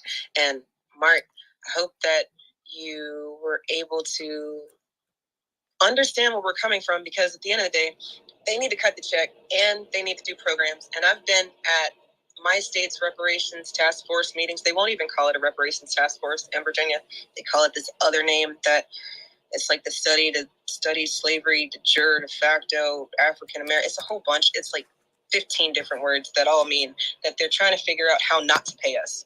Because every time we go to these meetings, they're telling us that cutting a check is not feasible. But these programs that are going to take years to, establish and fund and find people to work, those are more feasible versus a check that is something you can do tomorrow. Dr. Short, I see your hands up. Miriam's hands up. Miriam's hand was up first, and I don't know if you want to let her go first. But let the doctor go first. I can go after him. Okay, Dr. Short, the mic is yours. Oh, it wouldn't let me open up. She can go first, but I'll say this and I can hold. Brother Dewan B said something that's very important, and I keep using this language. Pardon me, Sister Eva, I'm going to say it once. As long as we have a culture where we hate low-income blacks, we hate each other for what we've never had that's been stolen from us, it's a contradiction. We look at each other and blame one another for what's been done to us instead of trying to heal one another. Other people try to help each other out, which is why I see people who can't even speak English with contracts and jobs because the Catholic Church, the Orthodox Church for the Ethiopians and the Armenians, they've got an institutional thing that helps them. These black churches and organizations, these elite BOULE people do not want They know how to get the stuff through and will not do it for others. They will not compete with any other group of people. There's asymmetrical class warfare in our community between the so-called successful blacks, who are the greatest separatists. They're greater separatists than white racists. They don't want us to have anything. All the while, they've demanded reparations and the reallocation of wealth from white to black in the name of black people, but they've only kept it among our sellout traitor BOULE 1%. And if anyone wants to do something on procurement, brother Mark, brother Dewan, you really need to talk with the lady I work with. One of the things that's happened with procurement, this is how dirty it is. There have been people who've gotten the contracts, and the only way that they would give the money was they had to have someone that was a GCP lawyer, because they would refuse the money that the government said give to them, even when it was set up for them to have. The people within the system, the GCPs and others, refused. They broke the law. Simply wouldn't give it to them. Would give it to another group of GCPs. There is a war against us. However, if we coalesce, we can break the backs of the people who are doing this to us, but we can no longer, as black men, and I'm going to say this, the brotherfucker, ball hog culture of black men must die so our race can live. I need you, Brother Dewan. I thank God for you. I need Mark. We have to band together as an army. When you look at sports for other people, it is preparation for warfare. Sports for us is to get white babes with big boobs and flat butts and Italian sports cars. We have to create a program and a strategy for economic warfare that will empower us, and it can be done. I don't have all the answers, but if enough of us, just a few, put their heads together, if we just did it in one city or one place, it could be replicated the same way the Cubans went in and thugged out Miami. You can't tell me that we don't have enough black talent, both criminal and otherwise, that we couldn't get some MFM. I'm gonna land my plane.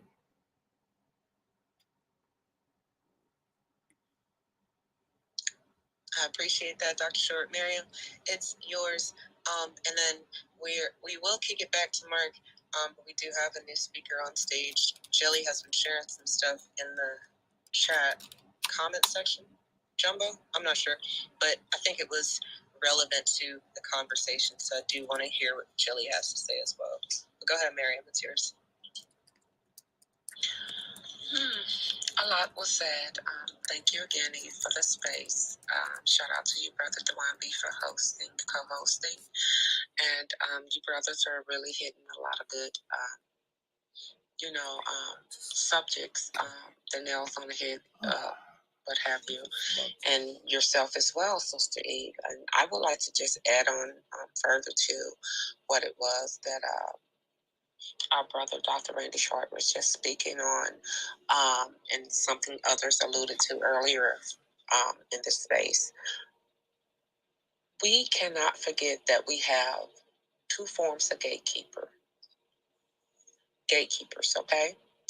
We have the gatekeepers that we apportion the black grassroots reparations for our tangibles, for our protections, and to combat white supremacy and systemic, racism.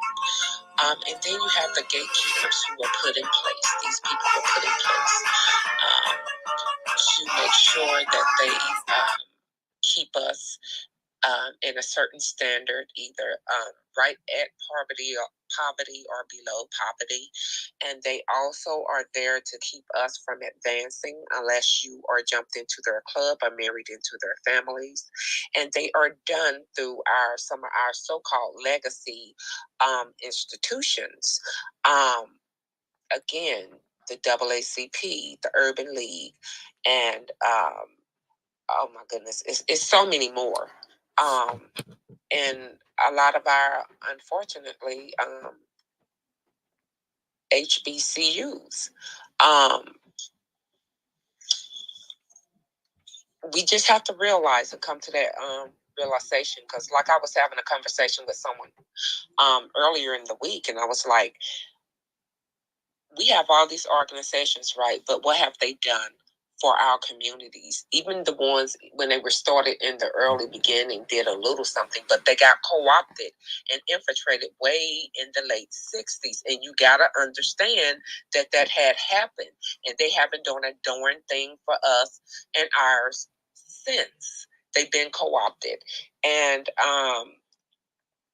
it's just, seems like it's difficult for some people to get that through their heads. Well, it's not up for us to make it touch all the masses. We can only deal and do with the people who are awakened by the call, or who take this mustard seed and who plant it and watch it grow and flourish.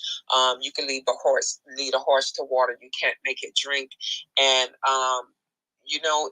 it's just what it is. So we have to deal with those of us who have similar mindsets. Not saying that we're just one-minded and we're just amoeba, if you will.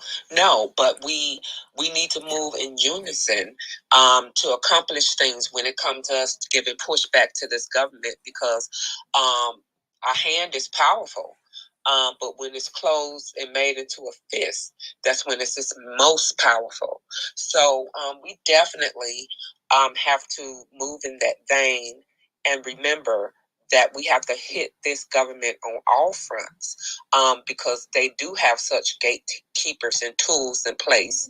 And unfortunately, people who look like they're skin folks, but they're not kin folks. They're not of our lineage. And that's a lot of what has happened.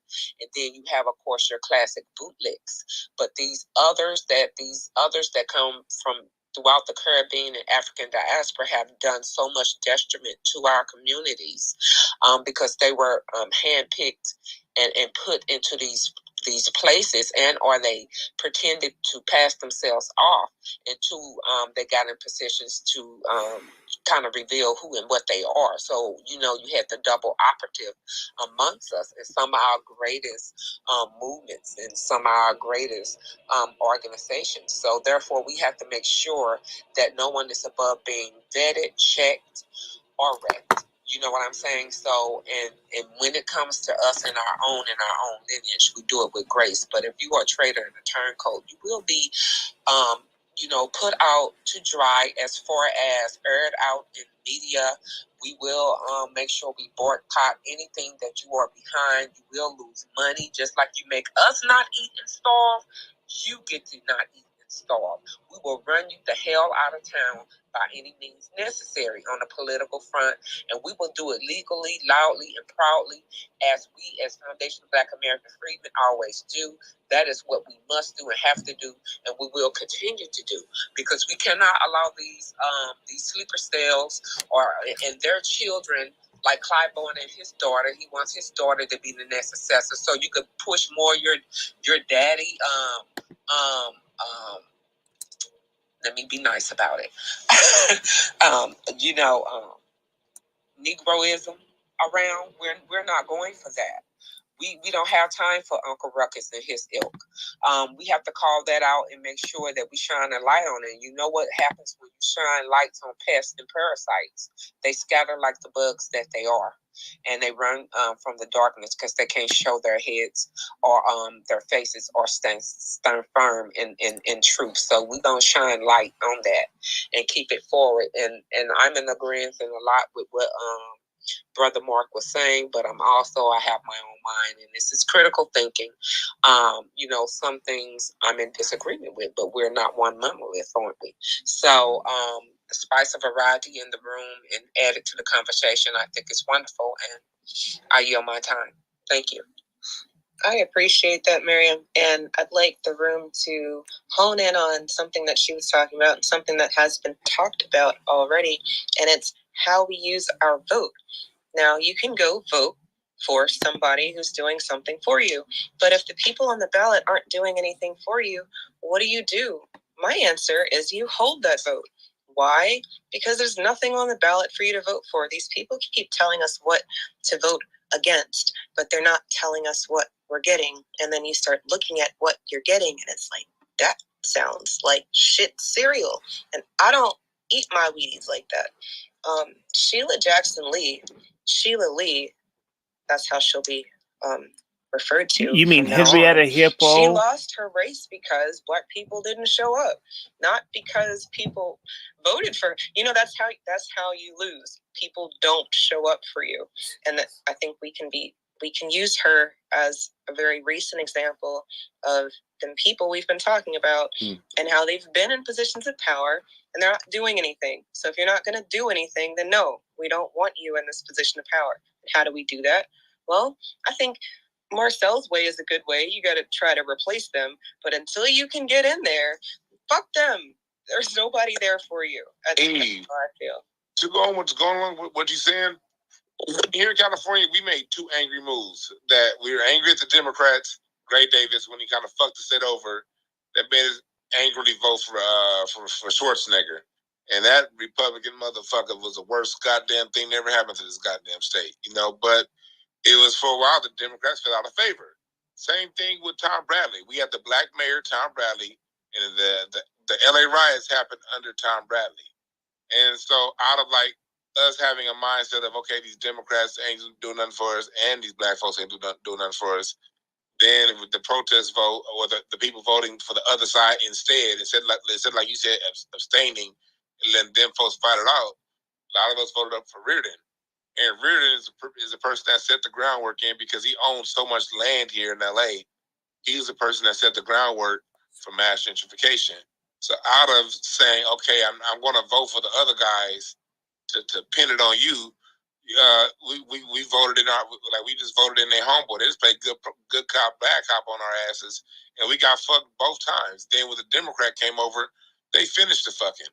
And so it was fucked either way you go, but that's a consequence of jumping on the side, just because of you're angry at the other side. You'll end up jumping on your demise. That's why I'm with you on that abstaining. When people, when even our senators, our Congress people, when they want to make a point, when there's just something on the agenda that doesn't advance their agenda, that doesn't help them in any way, shape, or form, just don't vote.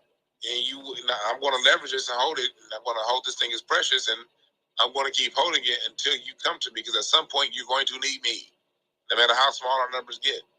Still gonna need us at some point, because all you motherfuckers is proving all you do is fight. Only time these crackers ever come together is against us. So they don't agree on shit.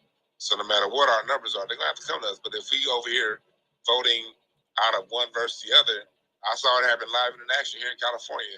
The Republicans came in and swept the fuck. They took all the goddamn money. It made you need the Democrats. The Democrats said, okay, yeah, we gonna do this, that, and this, and we gonna give you motherfuckers $2. Them Republicans starved us so goddamn much, we couldn't wait to get them $2 goddamn. And them niggas ended up giving the Mexicans $1.80, and that's 20 cents. You know what I mean? That's how it works out when you over here playing one against the, when you don't have that leverage. You know what I mean? So I think abstinence is key, but that's just my opinion based on what I've experienced. Absolutely. And we're not telling you what to do over here as much as just, have your own you already have your own thoughts. I don't need to tell you that. You woke up with your own thoughts. Jelly, the mic is yours. You've been very patient. And then Mark, we're going to get back to you. But Jelly, go ahead. What's going on, everybody? I hope y'all are doing well. I am a Carolina girl, and I kind of like what's happening in South Carolina right now. I think that we're going through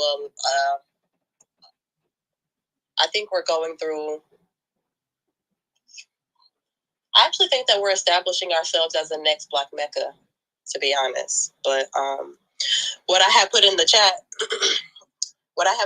is pretty much just a breakdown of the politics and the politicians of South Carolina.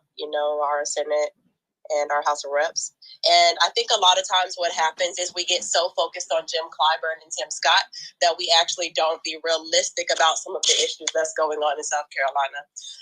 At the Reparations Task Force, we need to be focused.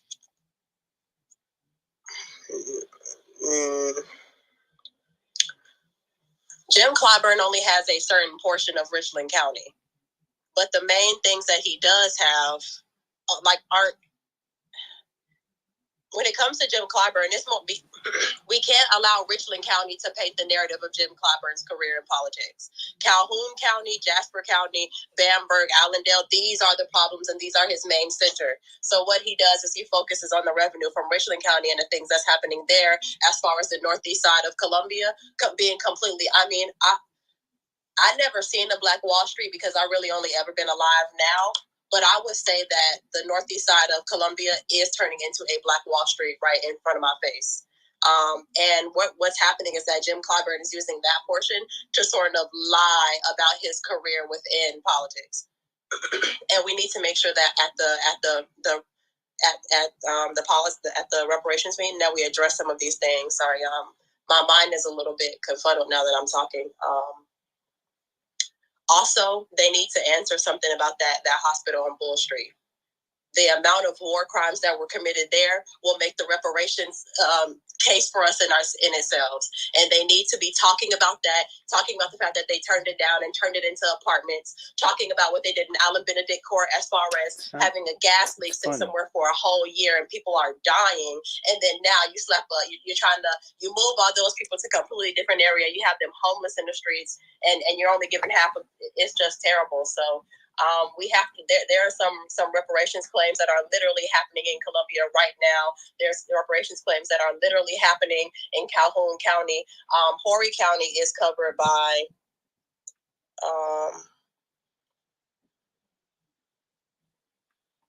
Sorry, I'm talking about it while I'm looking at this so that I can. Jelly, look, I don't want you to focus too hard on that because the information is there for the people who want to get it. Like, you've posted it. I appreciate that. I think the point that you've been making, that we get so hyper focused on one when it's a lot of people that we can be focused on. Dr. Short spoke to that earlier, so I don't know if you were in the space, but I'm glad you're bringing it back to that, because as it stands, if you're not a person who's able to go and turn your back, give them that show of fuck you to their face, you can call. Like, I've been on telephone trees where we've called offices and they've been like, what is wrong with y'all today? Like, I don't understand why today is the day that y'all decide to tie up our lines, but we're trying to go to lunch.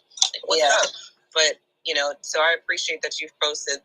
And then I think people, but you can finish your thought. Go ahead.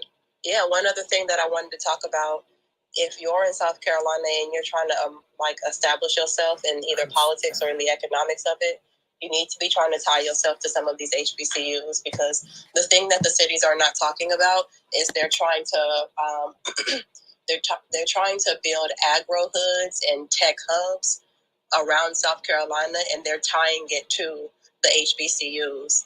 And if we don't pay attention to that money, they're going to fuck us out of not only the land for it, they're going to fuck us out of the opportunities and the ability to be able to set a standard within our own schools by becoming, becoming professors. I do farming. And so y'all trying to give 50 acres to Clinton College here in Rock Hill, and I do farming, and you think that I'm not going to, you think you're really going to push me out of establishing an agro-business sector within Clinton? And agro-politics, that's dumb. So if you're trying to establish yourself here in South Carolina, get with other people who are trying to do stuff, because they're trying to lock us out of acres upon acres upon acres in different areas of South Carolina. And that is going to be our generation's wealth. Thank you for those thoughts, Jelly. And I don't know if you said or not, are you able to go to any of these events that we've been talking about this weekend? I mean, I don't know if you live near or whatever, but do you think that would matter to show them, like how Bloomberg got shown in real time that they were not rocking with him? Like, I think that if any type of symbol, those are the type of symbols we need. We don't need Black Lives Matter painted on the ground. We need Black people showing them together a resounding fuck you unless you're going to do what we're asking you to do. So is that something that you... I've been so focused on the little Clinton college connections thing that I've been kind of out of the loop. So if somebody can send me all of these events, I mean, obviously I'm gonna go to the task force meeting on the 15th. But that matters even for sure. And if that's the only thing that you went to, shout out to you, because at least here in Virginia, they're not making it easy for us to get to these meetings because they don't really post them until it's like the week of, and then if you have to travel or if you have a family like I do with 5 minis in school, and then it's hours away. We've been to all of them, but I'm just saying, or at least all of the ones that we've known about. So I will, if you can't see them in the jumbo, I'll send you a DM. But I think Emmanuel, AME, Zion, and I will send it to you, but it is in the jumbo in one of those slides. Mark, you've been very patient. I appreciate your patience. Before you, I don't even know what you're about to respond to. Here, I have a direct question for you about our payment. If we have to share it with Black people who are not from here, do you think that we should get it? Or should we be of a mindset that if it's not for us only, that it's not reparations?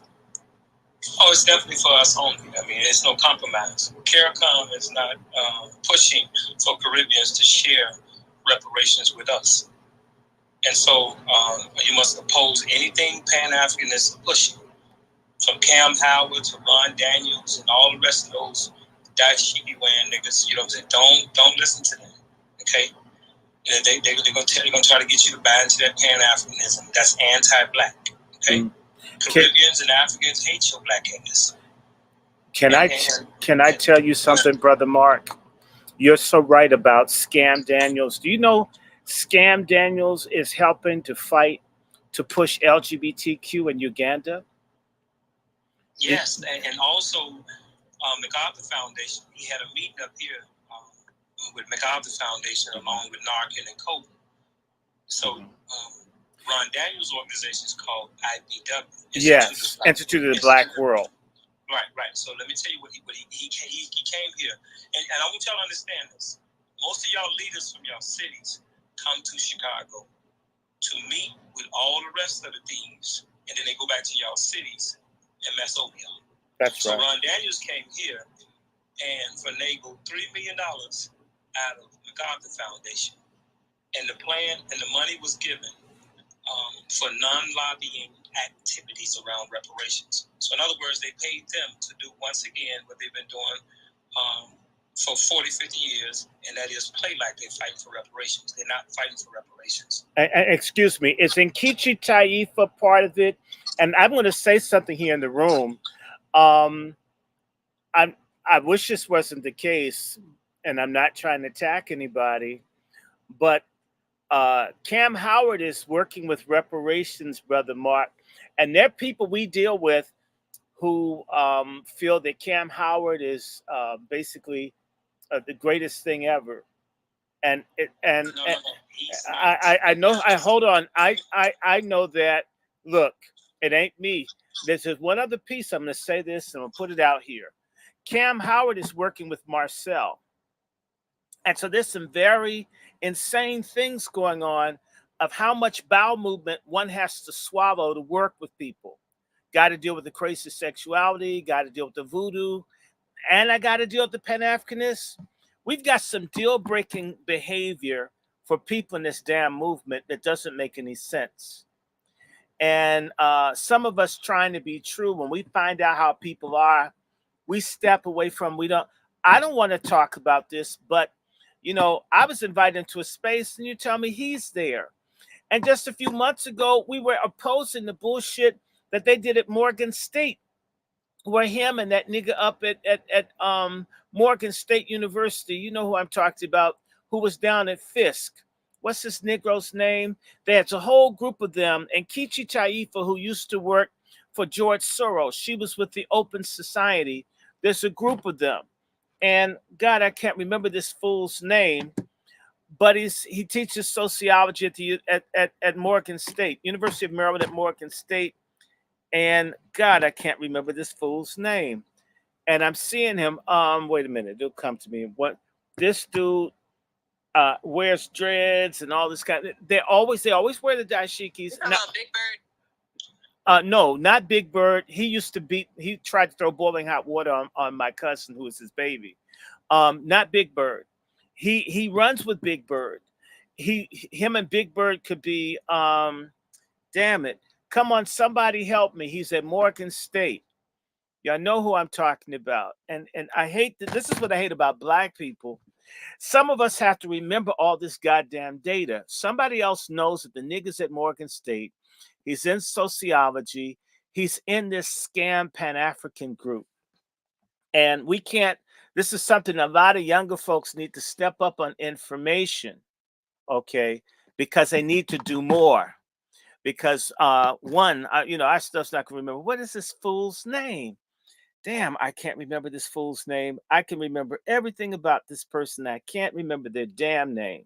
But they teach sociology at Morgan State. Someone look up Morgan State and check out this sociology department. His name's not sticking to me.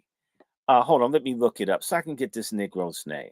Damn. I'm looking it up. Go ahead. Keep going on your point. They had this thing, and it's all being set up. Well, no, they all work together, Wilkins. There is a conspiracy against us, and a lot of us are allied with people who are betraying us in real time. And everyone can see it, and we're acting like we have this stuff on one point. When someone betrays us, people need to set that person's ass aside. Okay? I mean, there's no reason on God's earth that this gets to happen. When you learn this stuff and people continue to deal with them. And let me see. Let me get this nigga's name because I'm trying. Hold on. What's this dude's name? Every time I unmute, my oven's beeping. No. The department. Malcolm Drury. I don't think you're talking about him. No, I'm not talking about Malcolm Drury. Leon Wilson. Those are the only two black people that are pulling up on the faculty website. No. Really there's hold on. No, there's another nigga in there, and and this is what I hate because these people show up every now and then. They fly below the radar, and they show up at these events as talking heads for black people. This is what Mark is talking about, and he's right. And you're not talking about Winbush, right? Yes. That's Big Bird. Okay. Well, see, there's another Big Bird. Big Bird is also Mark Thompson. So you have to have there's Big Bird was somebody else. So there's two Big Birds. I said they look. You got Ron Daniels who sits at the top, right? Yeah, Ron. So he's a piece of shit. All of them are together. All of them are together. See, Winbush was real close to Conrad World. Right. Conrad World. I understand. Right. And he's a coon, and then Cobra in Chicago. Everything comes through Chicago. I'm with you. Just what happens is there's a fast track between Chicago and DC. Because and New York, right, but for black people, it goes from Chicago straight to DC. Right. That's what I'm trying to say to you. Let me finish saying this part here, right? So when you look at Winbush, Pimp Bush, Conrad World, right, and I'm gonna show y'all the connection, right? Hold on, before your connection, because Mark Thompson and Winbush, they look the same. I told you they look alike. I couldn't remember the name. I said I know both of them. I said they look alike. I just couldn't remember the damn name. Winbush is older though. I know he's older and more crooked. Right. So let me say this about them. So just think about the African American Family Commission, for example. This was the overseer organization for, just say, the Catholic Church, who had all those black children that they would get through DCFS. When those children were being raped and all kinds of stuff, man, kids had gonorrhea on their throat, all type of shit for them sick-ass Catholics. It was Conrad World, Leonard Muhammad from the Nation of Islam, Dr. Carl Bell, the so-called top psychiatrist, I forgot the attorney name, Standish Willis. All these dudes, these are all your old nigga hustlers of America. Yes. Ron Daniels out of New York. What's the old lady name? The old lady in the dashiki. She always stayed to the back, but she's part of it too. Nkechi. Her name is Nkechi Taifa. No, that's the young girl. I'm talking about the old one, the old lady. And Kichi is older than we are, man. She's in her 60s or 70s. No, this lady here, you know what I'm saying? She's in her 80s, like Ron Daniels. But all of them. So we ain't got to get off just so much into the names, more so than what y'all must understand is that these are the people. And I'm gonna turn my crazy down a little bit so y'all can hear me a lot easier, right? Better. Look, these are the people that work side by side with those wish they were God's chosen people. GCPs. So what they're doing now is firing them here in Chicago because they can't control us. You can't call no Jesse Jackson on us. Nobody. All right? Now, Chicago is the hub because all your national organizations, for the most part, are headquartered here. The Nation of Islam is headquartered here. Operation Push is headquartered here. The Hebrew Israelites, the Moorish Americans, the Pan-Africanists, the AKAs, all those organizations are headquartered here, not just a branch. This is the headquarters for these organizations. And the reason why most of them don't say a damn thing about what's happening is because members of those organizations work for government. That's right. And that includes the Nation of Islam too. Okay? They ain't special either. And so whereas you will have a Minister Farrakhan that'll tell them to go and step out and help the people, he's an older dude. He can't see what they're doing or whether they're doing it or not. He's somewhere in the house because he's 90-some years old.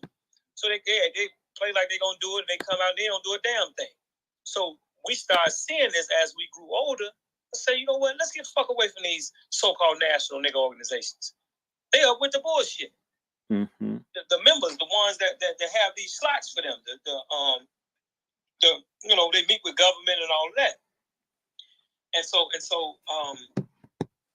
when you look at who's getting the city jobs, who's getting the grants, who's getting the contracts, these are the very people that the guy here, the one from California, for example.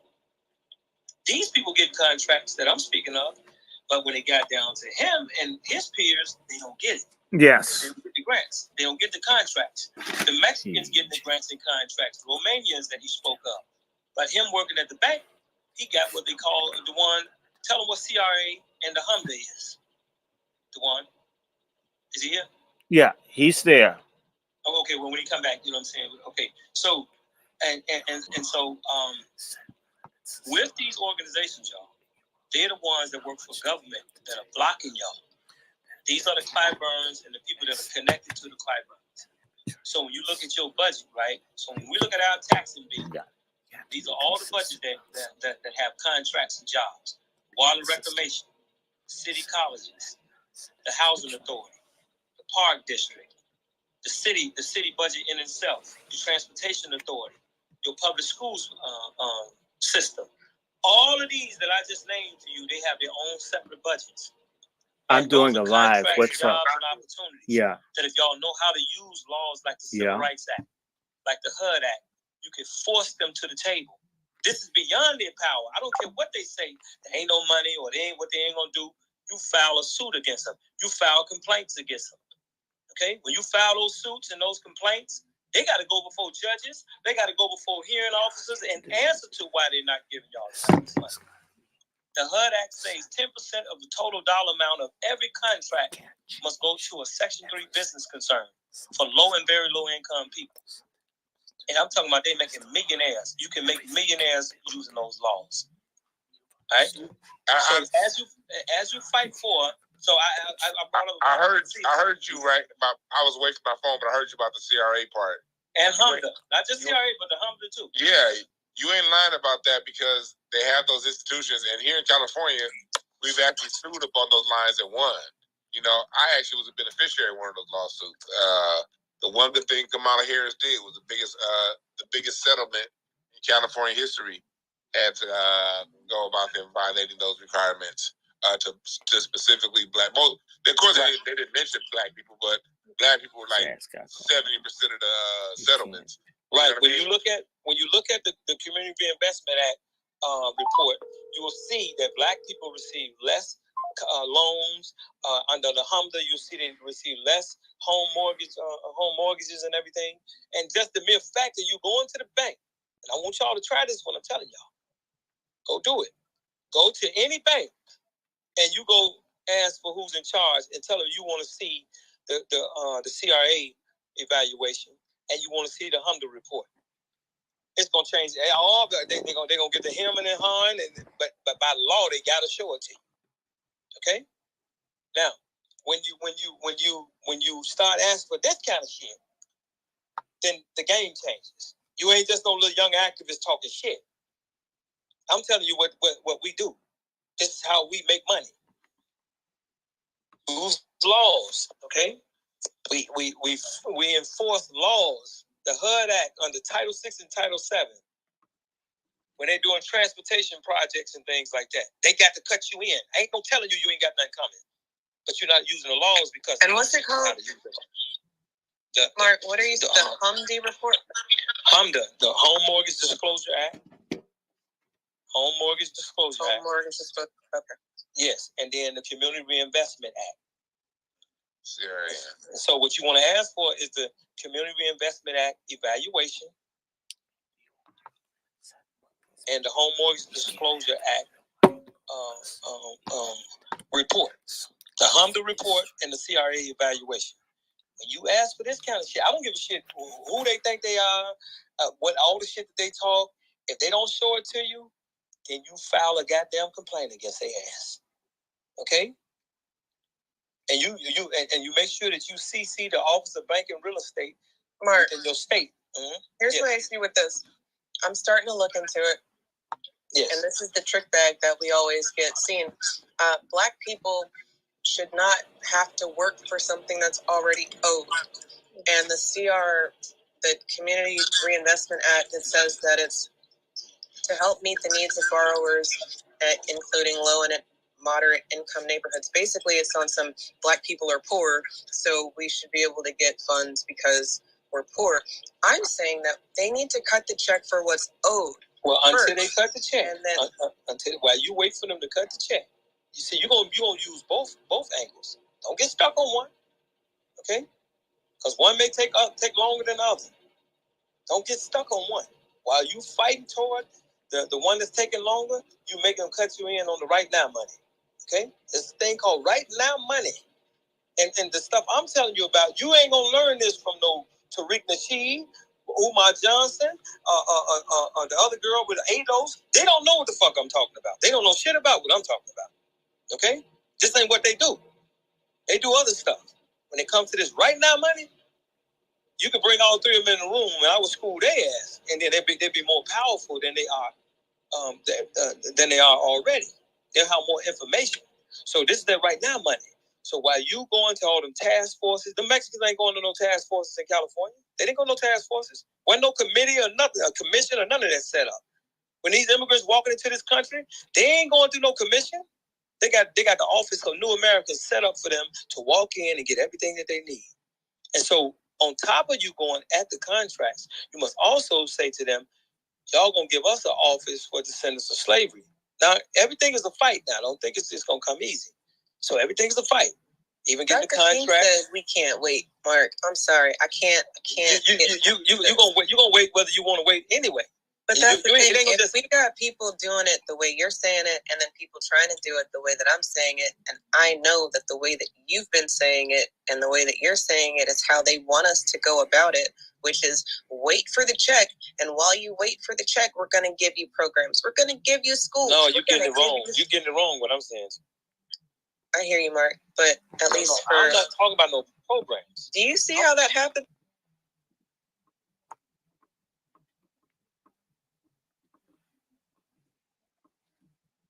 Talk still. That happened twice. That's not me. That's Abby. Again, Mark, I'm not saying that it's you. I'm just saying, like, damn, my control should be able to control the room.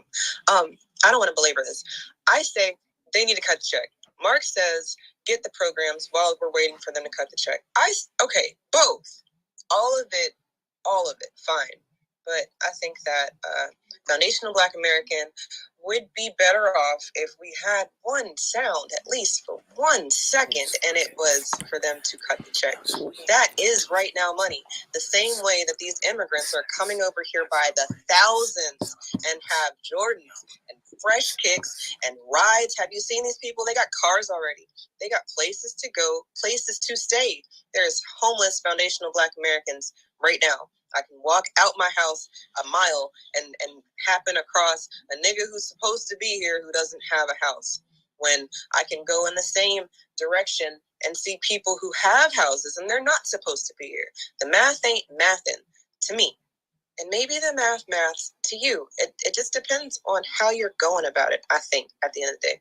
So, Mark, I appreciate your conversation this afternoon, this evening, as it's been a few hours now. If you have any closing thoughts, I'm going to let you do that. But to my co-host, if you have any, Dr. Short, I know you might have some follow-up thoughts. Miriam is still on stage. Ashley, I don't know you. So while I research who you might be, I'm a pause on giving you the mic. But if you seem like a person who's not crazy, I'm gonna throw you the mic. But in the meanwhile, here we go. Unmute. Mark. So I'll close out.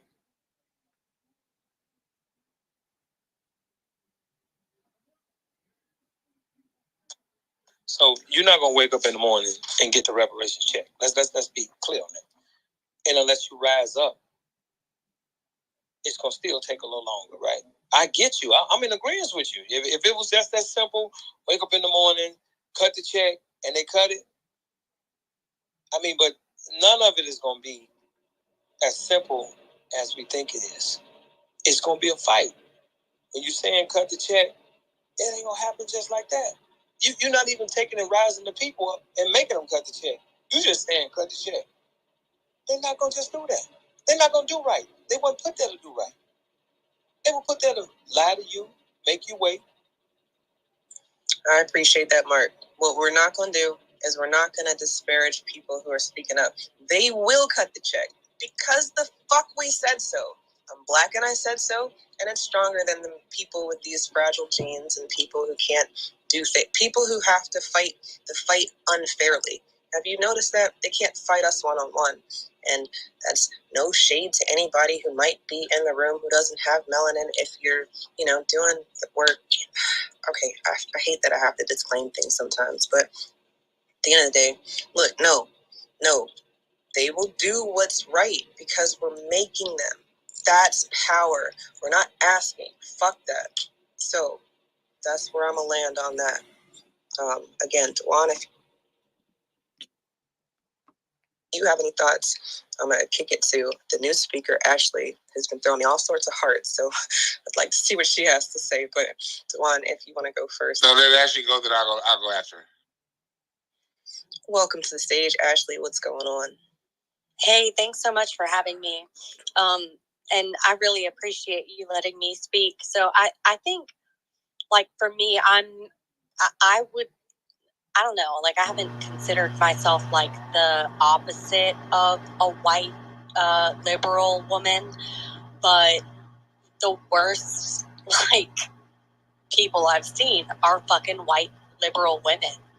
So I'm, like, kind of happy to, even if I have to put myself on the complete opposite realm of that, like, I think, and in just, like, listening to this space, because I've been actively, like, trying to just participate in, like, spaces with different perspectives, than mine. Like, I don't know everything, but I know my experience in the real world and like, in my real life. So I want to, like, seek out different perspectives. Well, I think for sure, like, one thing that I know is that we, like, all of us human beings have more probably in common than we think. And, like, when it really comes down to it, like, are we really like against each other, or there are other things that maybe we can like unite on and fight against? Let's break it down right there. I like where you're going, and I hope that this is an opportunity for us to grow together. Things that we can unite on. People who are not supposed to be here, how do you feel about that? And then, are you a person who's supposed to be here? We've got to be honest about that. And what I mean by that, just because I know that can be a funny question coming to a white person from a black person, when everybody understands that white people colonized North America. So I'm not saying that. I'm saying, are you like one of the original white people, or are you like a new white person? Because there's a line in the sand right now between black people who've been here and black people who just got here, and you're entering in my space. This is really what the conversation ends up down to. And if we can unite somewhere, it's got to be on people who are not supposed to be here. Wow, I really appreciate that. And the explanation, because I did just kind of join the space. So thank you so much. And for me, I think we all have our individual experiences in life. Like, what I know about my family is that on my great grandma's side, we were Choctaw Indians in Oklahoma, Oklahoma now. But in 1865, we were kicked out of our territory, and so my family had to migrate down to Texas, and so that's where I grew up. But I don't know. I mean, we all have different stories. So No. Ashley, I let you go for a little bit because I'm just trying not to be how the room knows that I'm already am. I just cut and dry. Are you a white person who was here prior to 1900, or are you white people who got here after 1900? That's the first question. Second question is, if you are prior to 1900 white people, do you agree with people who are coming here now who are getting things that they shouldn't be getting, because there are people who are here already who should be getting those benefits and resources? Oh my God. No. So my family's been here before 1865. I know that for sure. And what I'll say about us that have been here, and now that the borders are completely open, what we know for sure is that now these illegals that are coming through the border are getting health care benefits. They're getting their health care bills paid for, when citizens of the United States of America are not. And I completely disagree with that. What do you guys think about that? Because that's ridiculous. I'm sorry. The illegals, are you saying that borders are fucked and we need to do something about it? Because I don't know why it was choppy for me over here. And then I was trying to get Chris over here. Oh, I'm sorry. But yeah, the borders are completely fucked. It is so fucked up that we have anybody and everybody coming through coming just freely. And it's mostly military age men, 18 to 24, that are coming from all over the place. Absolutely. Okay, so that's something we can agree on. And I like that. We can agree somewhere. So to Mark's point, we can come across party lines or whatever and agree on some of these things. But then it gets down to the nitty gritty. The resources that are being dished out, there are people here that are owed before everybody else, before the God's chosen people, the real estate people. Okay, y'all know who those are. The DACA people we feel sorry for, people, all of that. Poor white people, Ashley.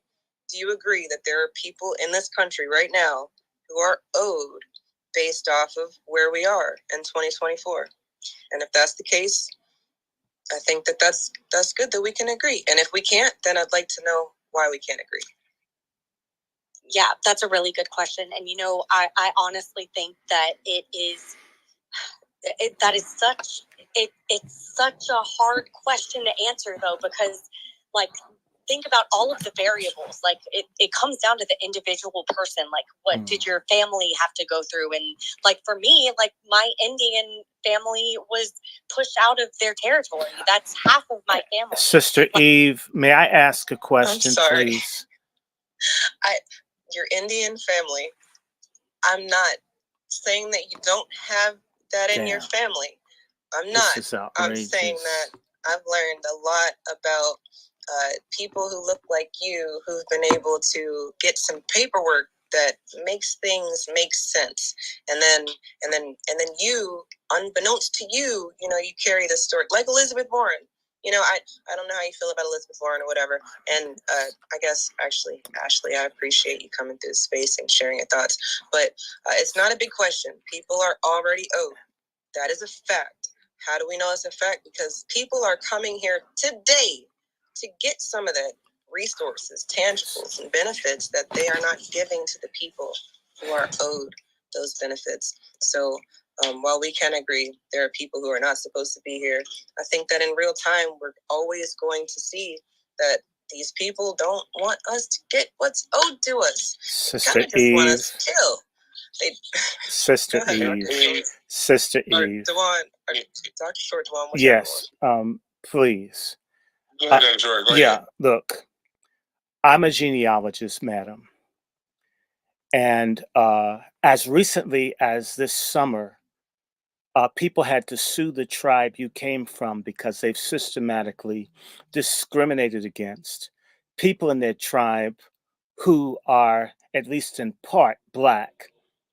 This year, because the tribe has practiced apartheid as a descendant, there are a whole bunch of us who are of Aboriginal descent, and we've been screwed by folks, and we're still being screwed. I've been involved off and on with this thing, with the Seminole freedmen.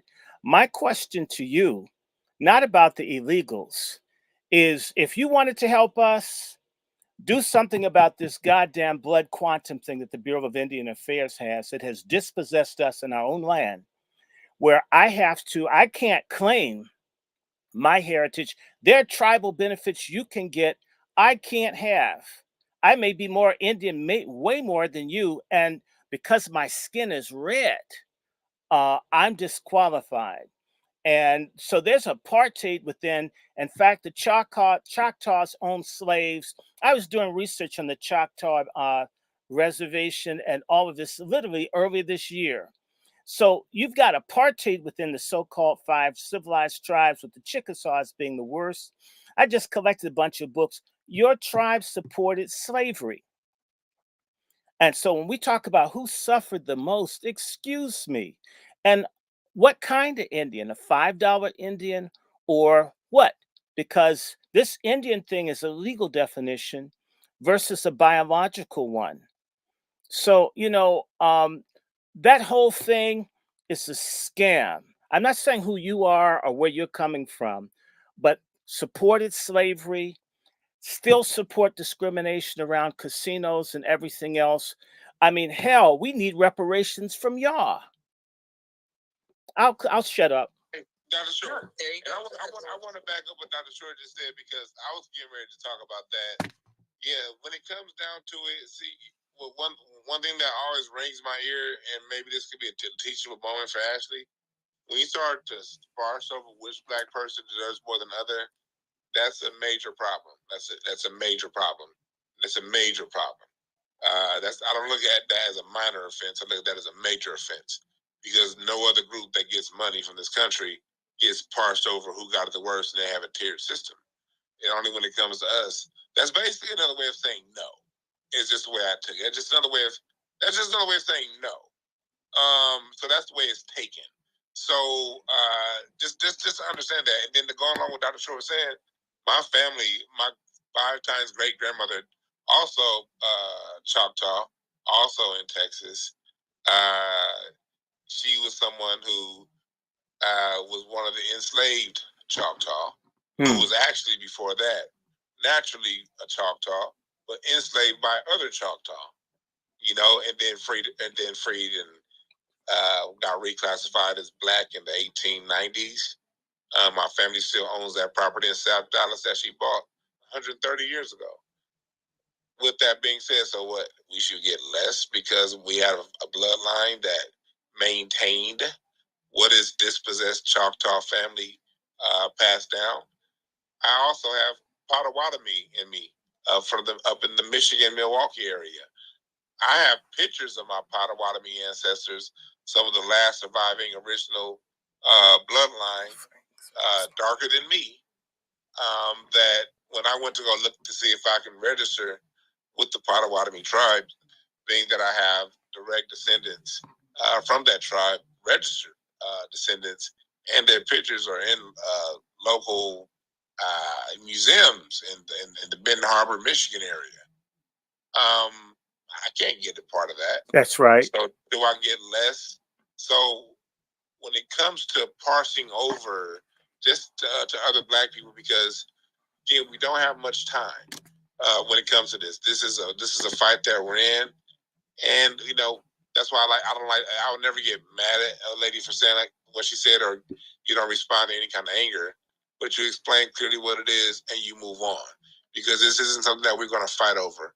Which Black person gets more than other? I have some family members that were never enslaved, but do they not get anything? Because I'll tell you one thing: after 1880, when after Reconstruction ended, even the ones who didn't get enslaved started to go through goddamn hell. They were going through hell before that, but they really started to go through hell after 1880. Dispossessed of land that they've held on to for centuries, got dispossessed because of the colors of their skin. So there's one common shared experience, whether you were enslaved on the field, enslaved as a musician, free.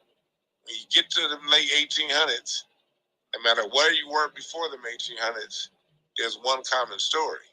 And for anyone to come from the outside and say we're going to parse through those stories and say who deserves more, that's not cool, because, like, again, no one says which immigrant class. Well, El Salvadorians get it worse than Mexicans, so El Salvadorians should get more of this money that the United States is giving away. No one else does that. Only when it comes to us, that's a major red flag. And that's a white privilege move, or a wannabe white move.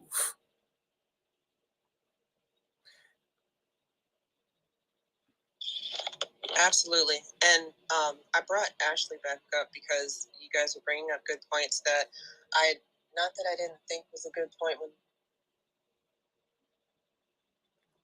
Now people want to call me while I'm live. Okay, so, Duan, can you hear me? Yeah, I hear you. Yeah, I hear you. All right, so, Ashley, the $5 Indian thing is a real thing. It's not just some shit that we were told, and a lot of us have Native ancestry, and then we were told that we're not, because a lot of y'all were claiming the lineage. Now there's evidence and then documents of. Okay, now there's evidence and documents of the infiltration. The infiltration of it all. And I'm sorry, I know I keep getting cut off because I don't know why the fuck people keep calling me right now. But the question is, do you support your tribes opening it up, getting us the reparations that's owed to us, getting rid of those, the blood tie laws that say that because I'm not, whatever Dr. Short was just talking about, I'm sorry, I'm flustered because these phone calls keep coming in. But Ashley, reparations for us first. That's it, across the board. You agree with that or not? 100%. Good. Now from there, you've got a real opportunity to do something, because we don't have access to these tribes because they say that we're not of these tribes. You're in the tribe, so how about doing something for us? You agree? Absolutely. I think so. I'm so humbled right now, and I just want to humble myself, like, in front of all of you, because I think that whenever it comes to like things that separate us, or that we like choose to like really disagree with others on, are the things that really we need to come together on. And like that, this for me was a learning experience. I think that hatred is ignorance. I think that racism is ignorance. And I want to admit for sure that, man, I feel really just ignorant for not knowing more about my lineage and what happened with, the Choctaw Indians. And thank you so much, Dr. Randy, for jumping in there and, having like so much, it's just being so gracious, and just Eve, like, thank you guys for calmly like educating me, because people won't admit that they were ignorant and speaking out about things, but I think a lot of people are hungry for like knowledge, but they don't. It's hard to. You can't just say like, "Hey, I'm gonna like teach you something right now," when in normal conversations. So, but these are the kinds of conversations that we need to be having. People like me, like other white people that like don't really know, but there's just so much shit. Like, what's up with the whole like Jewish Palestinian thing? I feel stupid because I don't know. Like, I don't know the whole history right. behind And all see, of that. that's exactly what we're talking about. So I appreciate you coming back up. It's very brave to speak up when a lot of times y'all get called off code by your people, and then they really treat y'all all sorts of different ways when you speak up. That's something that I think that we can learn as Black people. There's got to be consequences for off-code behavior. And again, if Ashley is real, then then maybe we'll really see some real things happening for Black people who have the same lineage. In the meanwhile, man, we've been on here for a minute, and it all started with South Carolina needing a pull-up, and now we're here in the Delineation Cafe, which I like it. It's always going to get back to us and what we're owed and why we're even having these conversations. I don't like to talk for no reason. A lot of y'all like to talk. I don't like to talk for no reason. I like to listen, I like to learn, and I like for us to get started. So from what we've learned tonight, if you've learned anything, there's a couple different things happening in South Carolina that you can do something about. Specifically, I like the Bloomberg treatment, like that actual symbolic, they can see Black people saying fuck you without you actually having to say fuck you. But if you're not in the area, then, you can call. That works too. I mean, I've actually done that and have seen how disrupting business can get you in conversations that you didn't even think that you were going to have. But if you're not participating in conversations like these, you're not having these thoughts. Or maybe you are having these thoughts, but you don't know what to do, which kind of goes back into the conversation that we were having with Mark earlier. Talking to us like we're people who are voting blue no matter who, that's not the move. Because a lot of us have already seen behind the curtain. We need to know what the fuck to do now. But nobody's been there. Not on our side of things. We haven't been there yet. Not really. At least the last time we were there is when they started sniping everybody. Our ancestor, Dr. King, said, we can't wait.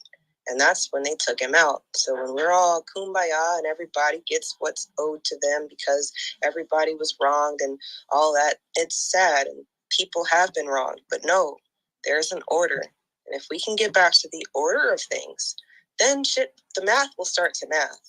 And specifically this weekend, January 6th, 7th, January 15th, these upcoming dates, we can do something in some of these places where these people have already made it known that Black people don't give a damn about themselves because they're just going to allow things to happen.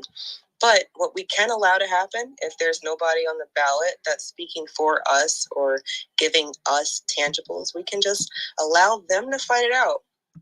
You don't have to vote. Fuck them. And really, I mean, you don't have to go and vote for Kanye or vote for yourself. You don't have to go cast a ballot at all. Your missing in action is a symbol that they're going to pay attention to. And when enough of us say, fuck their system, and let them figure it out while we work on us. That is Black Wall Street. Do you know that after slavery, while they weren't really leaving us alone, they left us alone. And while they left us alone, we were able to do so much. We can fix that. That there was only one thing that they didn't do. They weren't into that whole protection aspect because we were so focused on building. We can learn from them by protecting what's ours and building all at the same time. But it starts now. It has to start now. What are you waiting for? Juan, I don't know if you have any final thoughts. Dr. Short, I really appreciate you coming through because I know that you've been very busy this weekend. And Miriam, you've been on stage, and your thoughts this evening have been welcome. And all the speakers, I appreciate y'all coming through, really. But Juan, you have any final thoughts for us? No, I think that I have, but the way it ended is cool. Just go ahead and we gotta, we can't be allowing people to have us fight over who deserves more, because we do know that there are certain groups out here on Twitter who like to argue over what to call, what name is this, who deserves.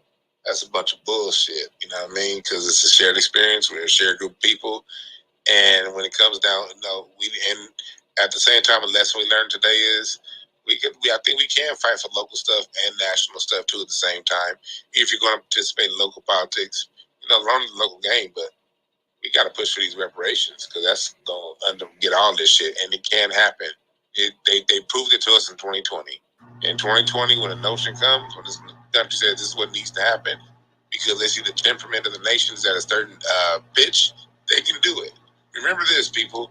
Like what he was talking about, abstaining your vote. The biggest threat to national security is internal destabilization. That's to any country on the planet. Every country, for any country to exist, for any country to sustain itself, the majority of the nation has to be bought into the program, that whatever program the country's pushing. We're the consciousness of this nation.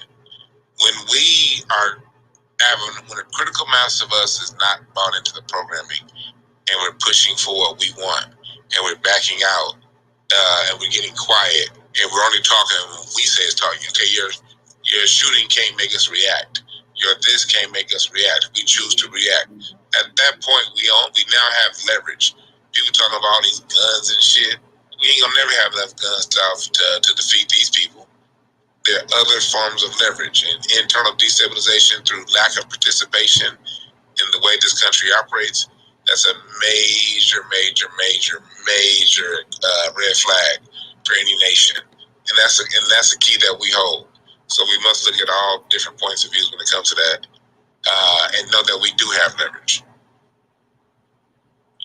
Leverage, absolutely. I like how our conversations keep coming back to the same talking points. At the end of the day, we can make these people do what we need them to do, or they can get the fuck out the way. You might not have agreed with what Mark was talking about with the programs and shit. I wasn't really feeling that, because I see in real time them giving people money. No, that's right now money. That's our money.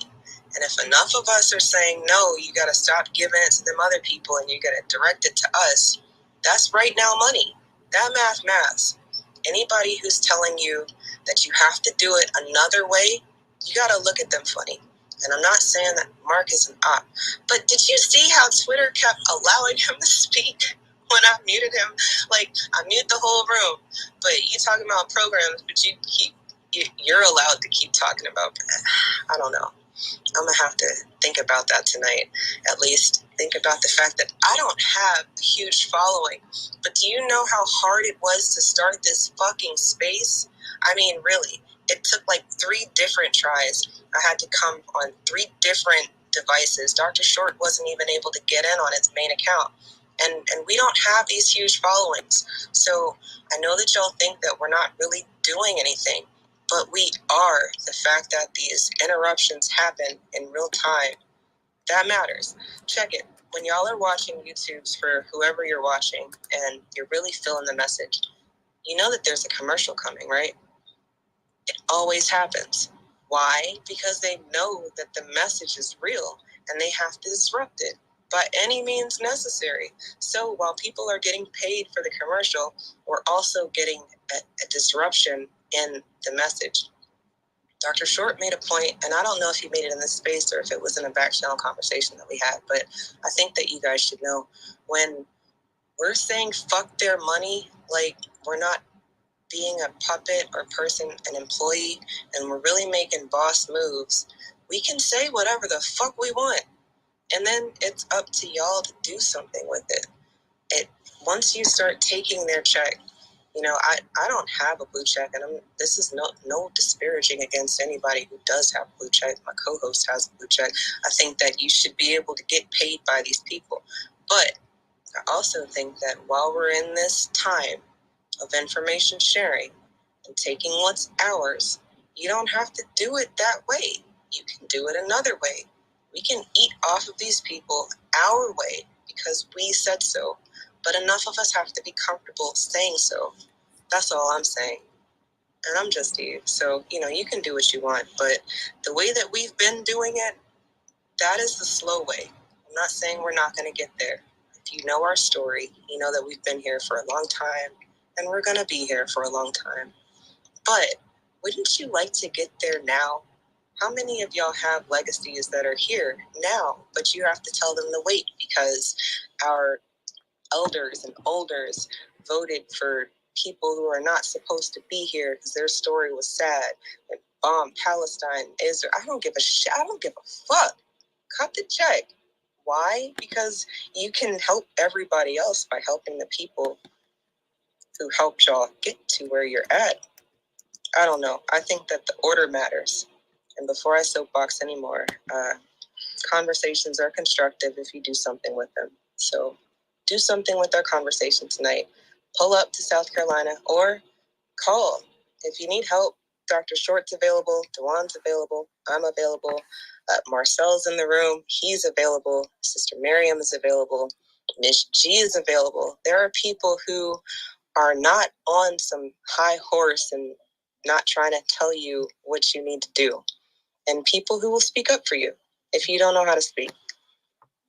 Foundational Black America first. I think I'm going to start ending it like that because I used to say Black first. Black first. Look, before I end, this is a whole crackhead moment live, but before I end, Black first.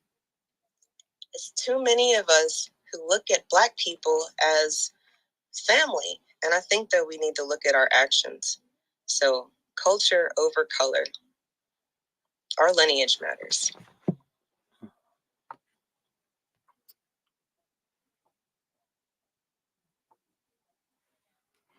Okay, so that's the program. It's over. We may do another Angry Black thing. I think I can do some books. I may take a nap, and I hope I wake up and I'll be reading. But thank you. We're just trying to get people to show up in South Carolina. Thank you. Yeah, know how to hook us up. Appreciate your support. Thank everybody that gave a little or said a little. If you like the Angry Black Men's Book Club and the things we're doing, and we will have a WASI panel where I get my crazy sisters in here. We're about to raise some hell. If you want to dash me, I'm at Dr. Randy Short with the $ in front of that for Cash App. I'm Dr. Randy Short for Patreon. I am W. Randy Short for Zelle and PayPal, wrandyshort@gmail.com. Please, every little bit helps because if you see all these books behind me, I literally use what people give me to invest in a library to do research. I appreciate all of you. Hi, Michael Smith, Connell Jackson, Chakiris Edwards, Opal Ivy, Marie Redmond, Womack, my auntie, all of you. We're going to do more of these, but if you know anyone in South Carolina, tell them to raise some hell. Biden needs to be told, stop effing us. We're tired of it. I'm going to sign off for the moment here. I hope I'm feeling a lot better. Maybe it's all this hydration I'm doing. We're going to turn it out. Anyway, much love to y'all. Don't forget to bless the Angry Black Men's Book Club if you like us. Share, share, share, give, give, give. Thank you, thank you, thank you. Love you, peace, and we'll be back. And hopefully I'm reading.